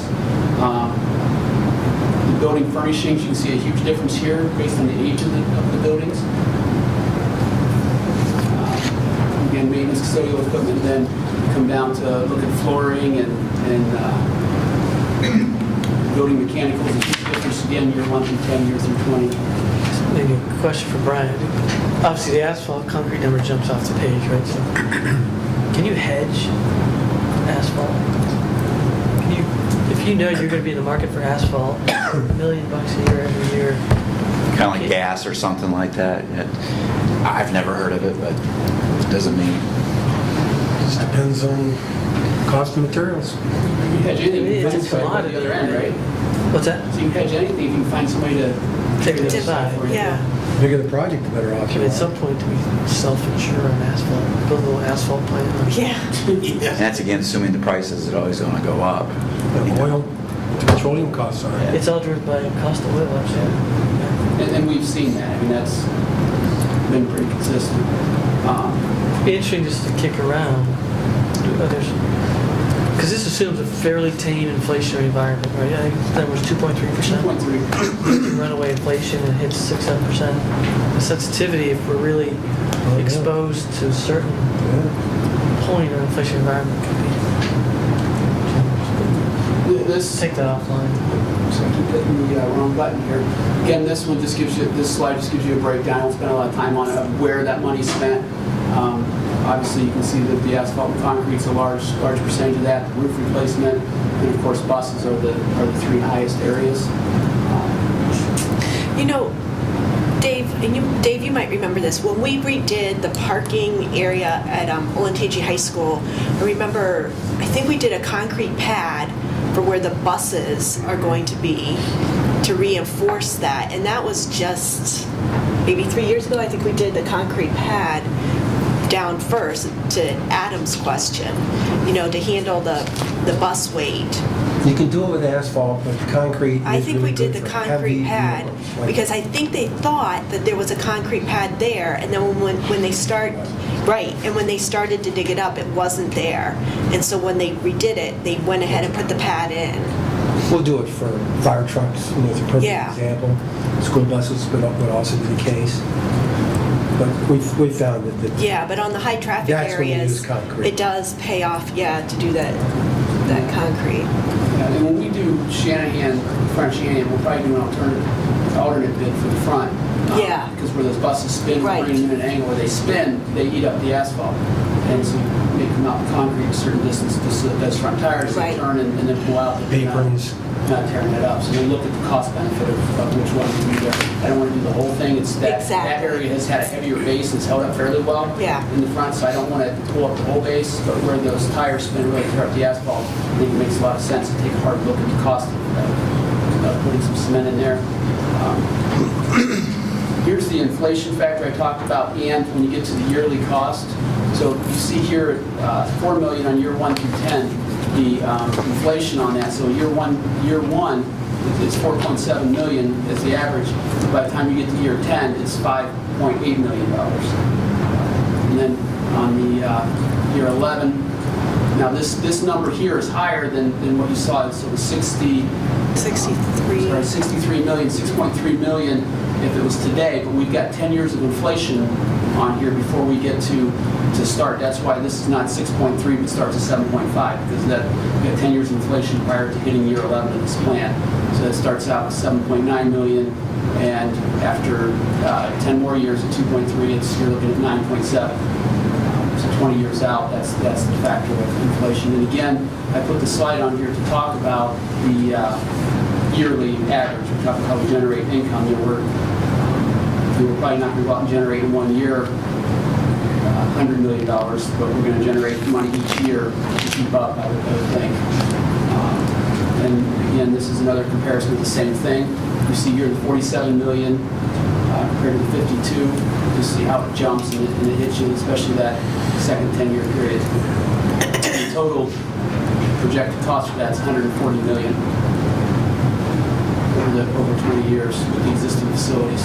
And I talked about asphalt and it hits that total cost. So one of the things they ask is, well, when you put this plan together, you kind of have to weigh some things. One of those things we looked at is what cycle we use for asphalt. We've got and I use a 10-year cycle to replace that, and then can the question I guess, can you push out to 12, or can you do that up to 8 using that 10 years? Some of these things are subjective. You just kind of have to look at them, really look at the cost of it. As you can see, the asphalt's fairly balanced. The yearly revenue you needed to maintain in years 1 through 10 and in year 11 through 20, $1.1 million here just for asphalt to keep up with our cycle of 10 years. And for year 11 through 20, it's 1.4 million. And I'll remind you this year that you looked at for this presentation was 1.3 million we're planning to spend this year for all capital improvements. So to maintain this asphalt cycle in cement, we would need to be on 1.1 million. We're spending 1.3 total.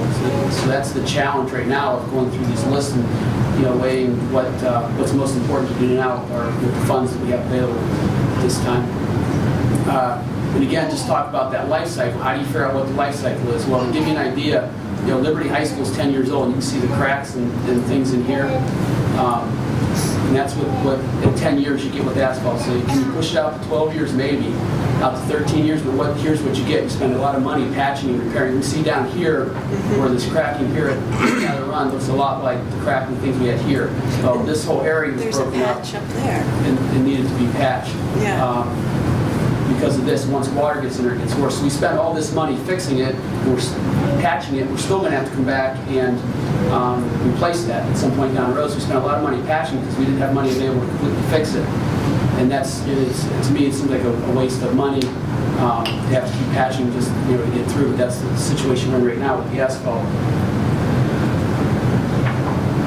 And that also goes to the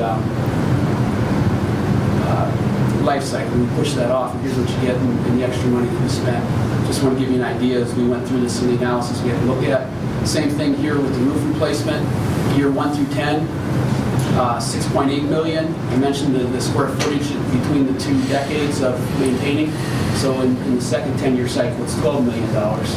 So you divide that out for year 1 through 10, we need to have $685,000 to maintain the roofs. In year 11 through 20, we're looking at 1.2 million a year. So you add that 685 to the 800,000 that we had on the previous slide for asphalt. We're at 1.4 million. And again, our budget this year is 1.3 this year and 1.1 in 2013. So that's we're starting to see a lot of that slide at Liberty High School. There's a lot of those types of conditions across the district for asphalt. So, and this is just a summary again to talk about over the last 20 years we spent a lot of time and energy building facilities and accommodating the growth. Now we've got to spend the same time and energy maintaining our current facilities and still manage the growth because obviously we all know that we're not done growing yet. So it's kind of a mixed bag there, trying to maintain while we continue to grow and the cost that's associated with that. And just to emphasize the life cycle, as you can see here, that yellow dot is Olentangy High School. Liberty High School came on board here, and then of course Orange High School up here and all the buildings in between. So in that 20-year period, and that's basically what we're talking about here with our plan is 20 years out. So in that 20-year period, all those buildings, those life cycles are going to come due again in that next 20-year cycle, and then again in another 20 years after that. So it's a long term. We do a significant renovation at Olentangy High School. We did. Yes. Twice. What was the question? Our Kevin? We last one was... did significant renovations at Olentangy High School. Was I'm not the using year workforce renovations as additions. as additions. Additions, Yeah, not because renovations. well, One addition, one- we built on the latest one was we built on the theater and then converted the theater to classrooms. Right. But before that, we had even added, and this was before I got on the board. We added another classroom wing and the auxiliary gyms because those weren't in the original building.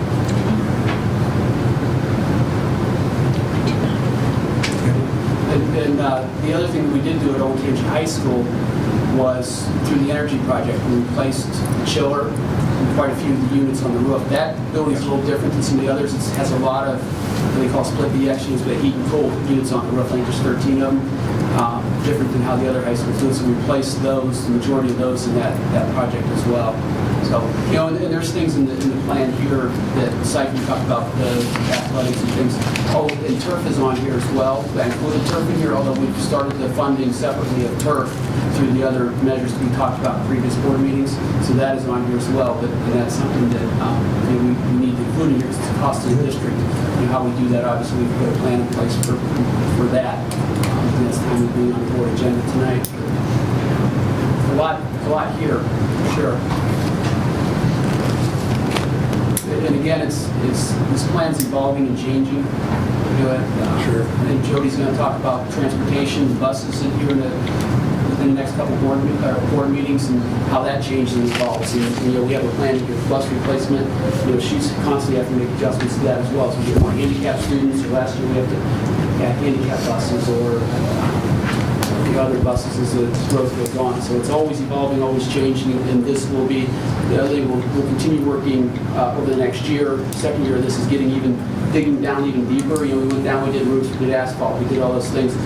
We're going to get down to where we're talking about electric motors and a lot of those things where you're getting down into $1,000 or a couple $1,000s to change those out. You know, we're seeing, just had a conversation the other day, electric motors. We're starting to see, I think it was Olentangy High School that we had 5 or 6 electric motors go out already this year. So it's a lower dollar cost, but when you add all those together and you consider that we have hundreds in each building, that adds up. And those are the things that we're starting to see we're maintaining with general fund dollars from our regular maintenance account that we have to, you know, also have to consider as we go through. So as we defer some of this capital expenditures on maintaining our general yearly budget for maintaining increases because, you know, things that we maybe should have replaced, we're trying to piecemeal parts and different things together, so that, you know, that's eats out of our general fund as well. Maintenance budget. Any questions? Well, extremely comprehensive. It's a great planning tool. I really appreciate the effort you and your department and development committee give putting all this together. It's just a great planning tool, and that's what it is. It's not asphalt. You're not promising tonight that asphalt's going to cost $100. Right. You put in a number as a planning tool. We all need to remember that. Yes, you're exactly right. And again, I talked about the next step. This really is that 5 years. Okay, here's what we've got the funding in place. What's the plan? And that's really then taking a hard look at the 5 years of, okay, these are the boilers we need to hit first. Here's the chiller we need to hit first. This is the roof that comes first. So that's, you know, obviously that'll be the next step that we'll work on over the next year and have that ready to go. The other thing I did want to, and you brought it up, and thank you, I meant to mention this earlier, and that is, I talked about the development committee and how great they've been and helped me in the first year. I do want to mention that I think I've got probably the greatest staff in the district, and that's one of the benefits of working on Olentangy. You get some really qualified people working throughout our buildings, and especially my department, and Michelle and Chris and Alicia, everybody there has just really put a lot of time and effort into this, especially Michelle who comes to development committee meetings. And she's been gathering data and emailing maintenance people, emailing custodians, hey, what's your boiler ID number? What's your, you know, all the information. So I have a great staff and certainly cannot do it without them. And they do the majority of the work. I cannot coordinate it, but yeah, they do a great job. And also the idea, not just that it won't necessarily cost this, that when you talk about life expectancy of something, it's not like when it has a life expectancy of 10 years, we just replace it at 10 years. I mean, it could last 12, it could last 8. So taking that into consideration, that a lot of these are based on what you know, what you've seen, what the machine comes with, or a warranty, those sorts of things. But they could last longer, and we're not just out automatically replacing something because it says it should last 10 years. You guys do a lot of work around maintenance and we'll continue to do that, preventative maintenance. And you brought that up, and you've been on the roof at Olentangy High School, and we had the architect up there with us on the development committee. One of the things he talked about, wow, I can't believe you're at 23, 24, almost 24 years with this roof, because we have taken that roof and we've checked the seams and done preventive maintenance on the seams and penetrations, done preventive maintenance on that. And we've taken a roof that a lot of districts are getting less than 20 years, got 20-year life expectancy, getting less than 20 years. We've extended it beyond to the point that it's a great roof and all the seams are great, but the rubber in between has got so thin from being weathered that you can actually see the mesh inside of it. And that's, we'll talk at a future board meeting about how we maybe replace that, but, we've taken things like that and really made them last, and we'll continue to do that. Hopefully we can take this money that we've spent over 20 years and stretch that out, make it over 25 years, because we've done such a great job of preventive maintenance. But there's just some things you can only take so far, and that roof's an example of that. Good stuff. Very Good good. reading. Good work. Okay.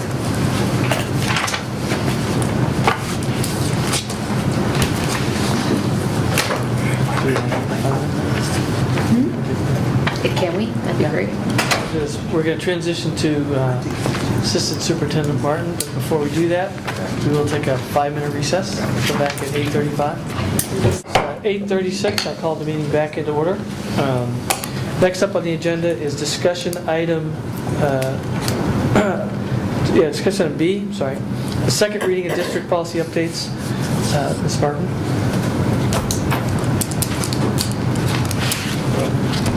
This was the 195-page email that was sent. Fascinating reading. That is true. The summary was very nice. Changes. So are there any questions on the changes? I saw all the changes that I requested were made, Mine or too. that I thought were necessary were made. Yes. On 2623, I would like to talk about a few of those, and if you don't mind, there are a couple, Adam, that you brought up, 262302 on the third grade guarantee. The reason why we don't send the diagnostic information out on the students who did pass, who went above, is because of the multitude of information. It's not just the Ohio Achievement Test, it's just not that score, but it's all the other assessments. And so when I talk with the curriculum department, you are required to contact the people that are not on track. Those are the people you need to meet with and sit down and talk where their deficiencies are at. You typically don't send all of the materials on with the other students, but the parents are aware of that information. My sense is there are other opportunities, whether it's parent-teacher conferences, Correct. curriculum Right. night. Where they review the data that they have. why don't you just leave it in there then? I don't see the difference. I'm sorry, did you? You said there's an opportunity for them to review it with the teachers. I just don't see why it needs to be taken out. It's the test scores from their kids. Well, it's not just a one test score, it's all the assessments, it's all the information. Good. The more the information, the better. I want to know how my kid's doing on tests. We'll agree to disagree. We can move on. We've considered the comments. The other comment was also related to the same policy about the reading curriculum. They asked a question about after-school tutoring, which is not part of the third grade guarantee. However, if you do put that in that policy, you are required to pay for that piece as well. And maybe not every student would need that after-school additional assignments, additional work for the tutoring piece. My other one was on, unless you have another one that you were going to... 5310. Right. 5310 was related to, now that's not a current policy, which is on the previous page. It only includes the piece regarded to concussions, which is what is added to that piece. And because they talk about invasive physical examinations, the nurses do not complete invasive physical examinations. Can I explain that again? Why the paragraphs are being removed? That was the top two paragraph on page 2 of 2 on 5310. Right. We talked about. Why is it being removed? Well, we don't, the nurses don't practice an invasive examination in the first place. And if a parent is notified of a potential screening and they do not approve of it, maybe they had their child to the doctor recently and they have results from that, the nurses typically honor any of those requests. I think it needs to be put in writing so the parent can refuse it. Otherwise, it can just go by the wayside. The nurse can say whatever. Actually, parents don't, it doesn't go by the wayside. Parents can pay attention. Well, I'm saying there's a potential for that. I don't think there's any reason why you would remove their right of refusal in here. It has, We've considered that. We'll move on.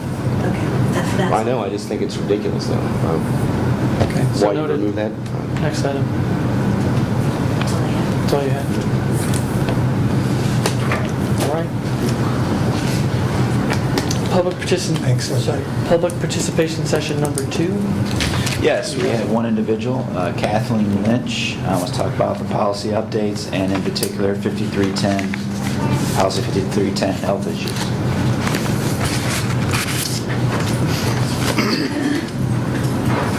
Hi, sorry, I'm not familiar with all this. I'm very new to the whole process. Thank you for being patient. I know it's been- I was going to say, name and She's been less than patient. But in regards to, specifically to the update to 5310, I also agree that it should not be changed, that parents should continue to maintain their right for refusal, their right to intervene. As a mother of 4 children, for being the youngest, I would never want invasive procedures done with my child without my consent, without my knowledge, without my prior ability. Emergency or non-emergency, I would want to be contacted. I Do think you we want to said clarify that, Linda? we don't do it invasive. Because the standard operating practice is to not do it. But in correct? the policy, according to the changes, still states that they could. Just because we don't doesn't mean that it shouldn't be there. It should say that we do not do that, period. Which is what you said earlier, right? Yeah. But you could do, we should not do it. It's stated. But it's That's what she's stated in there saying. that the changes state that they can. In those 2 paragraphs? Correct. You crossed those out. The crossed out was the changes saying that. You because crossed out the prior- power to refuse for a parent, and on the page before, it says that they can do invasive physical 5210, page examinations, 1. I see. non-emergency. Correct, it still says that they can do those, and the parents will be notified, but the new notification is the part that's being eliminated, correct? The power to refuse. And the power to refuse. And so would you like to keep those as a question? As a parent, I say Yeah. absolutely. We should be notified, and we should have the power to refuse. Personally, I don't think that would be done, much less require notification. Is there some instance specifically that the board could think of where they would need to do an invasive test with my child without Well, my that's what I consent? want to clarify. I'm Just not aware to of the confirm, the policy says you just don't do it. The school just doesn't do it, period. Correct. So there's no reason to ask Where does it say for a that? refusal. I'm asking her to confirm that. The So policy. if the policies, if there's no invasive word in the policy, Right. then it's, If it's just simply not done as a policy, right. there's no reason That should be in the policy, that invasive, it's not done. right. And I think that's where you would leave it. It just isn't done. It's not a practice of Olentangy schools. And here it says the board should notify the parents when non-emergency invasive physical examinations are done, and on the following page it has the power of the parents. It says parents may refuse to allow the board to administer non-emergency invasive physical examinations. Yeah. That's been removed now. So I would recommend this, that we kick 5310 back to the policy committee for reexamination. We'll revisit it after it's been re-vetted by the policy committee at our next meeting. That's fair. Is it? That's good. Are you pulling it from there, or are you just pulling the policies from it? We're pulling 50. 5310. I'm asking 5310 to go back for reconsideration and come back, the policy committee to come back with a revised recommendation if necessary at our next meeting to make sure it's fully vetted. You need to But the remainder of the changes, I would, Of those policies. yeah, that we would, well, I would say that procedurally, well, and we'll get to that motion in a minute, but we should approve everything as it is, knowing that 5310 will come back again. Yes, I don't want to stop the whole process for 5310. right. We should approve all the updates with the caveat that 5310 is coming back. specific to that point. Yes. And if you, Because the intent of the board, right, as I understand it, is we don't want particularly non-emergency invasive Yeah. procedures. Period. Agree, yeah. I think that's my opinion. I'm not a medical professional, but beyond the scope of the role of a nurse Right. at a school. Right. that's why it has to confirm the language, just to know exactly how it's written. But you were just about We to can look at that. get ready to vote on it, so what changed your mind? All of a sudden now it's important. We get clarification from Ms. Martin. Hmm? I couldn't hear you. What was that? We need to Mr. get- King? I didn't say, I just said, Okay. I didn't say anything. Okay. So, yeah, I we're gonna thought, look I at thought you called me a name. I couldn't No. hear. No, Kevin We're gonna said we look just at- got Kevin said we got clarification. We're going to get a clarification of that, specific to that item. And we need to to get her name and address. I don't think there's any name calling, Adam, don't worry about Name and address, please. I have, we have. Oh, you got it? It's on the paper. For the tape. What? Say it aloud. Go ahead. Kathleen Lynch, 6726 Morningside Drive, Listening. And what's your daughter's name? She's pretty, Caroline. she's behaved very well. Thank you. Thank you. Thank you. Okay, so that does bring us to the board agenda item, board action item, to approve. Do you need to amend that motion? No, I Well, don't. he's going to, Okay.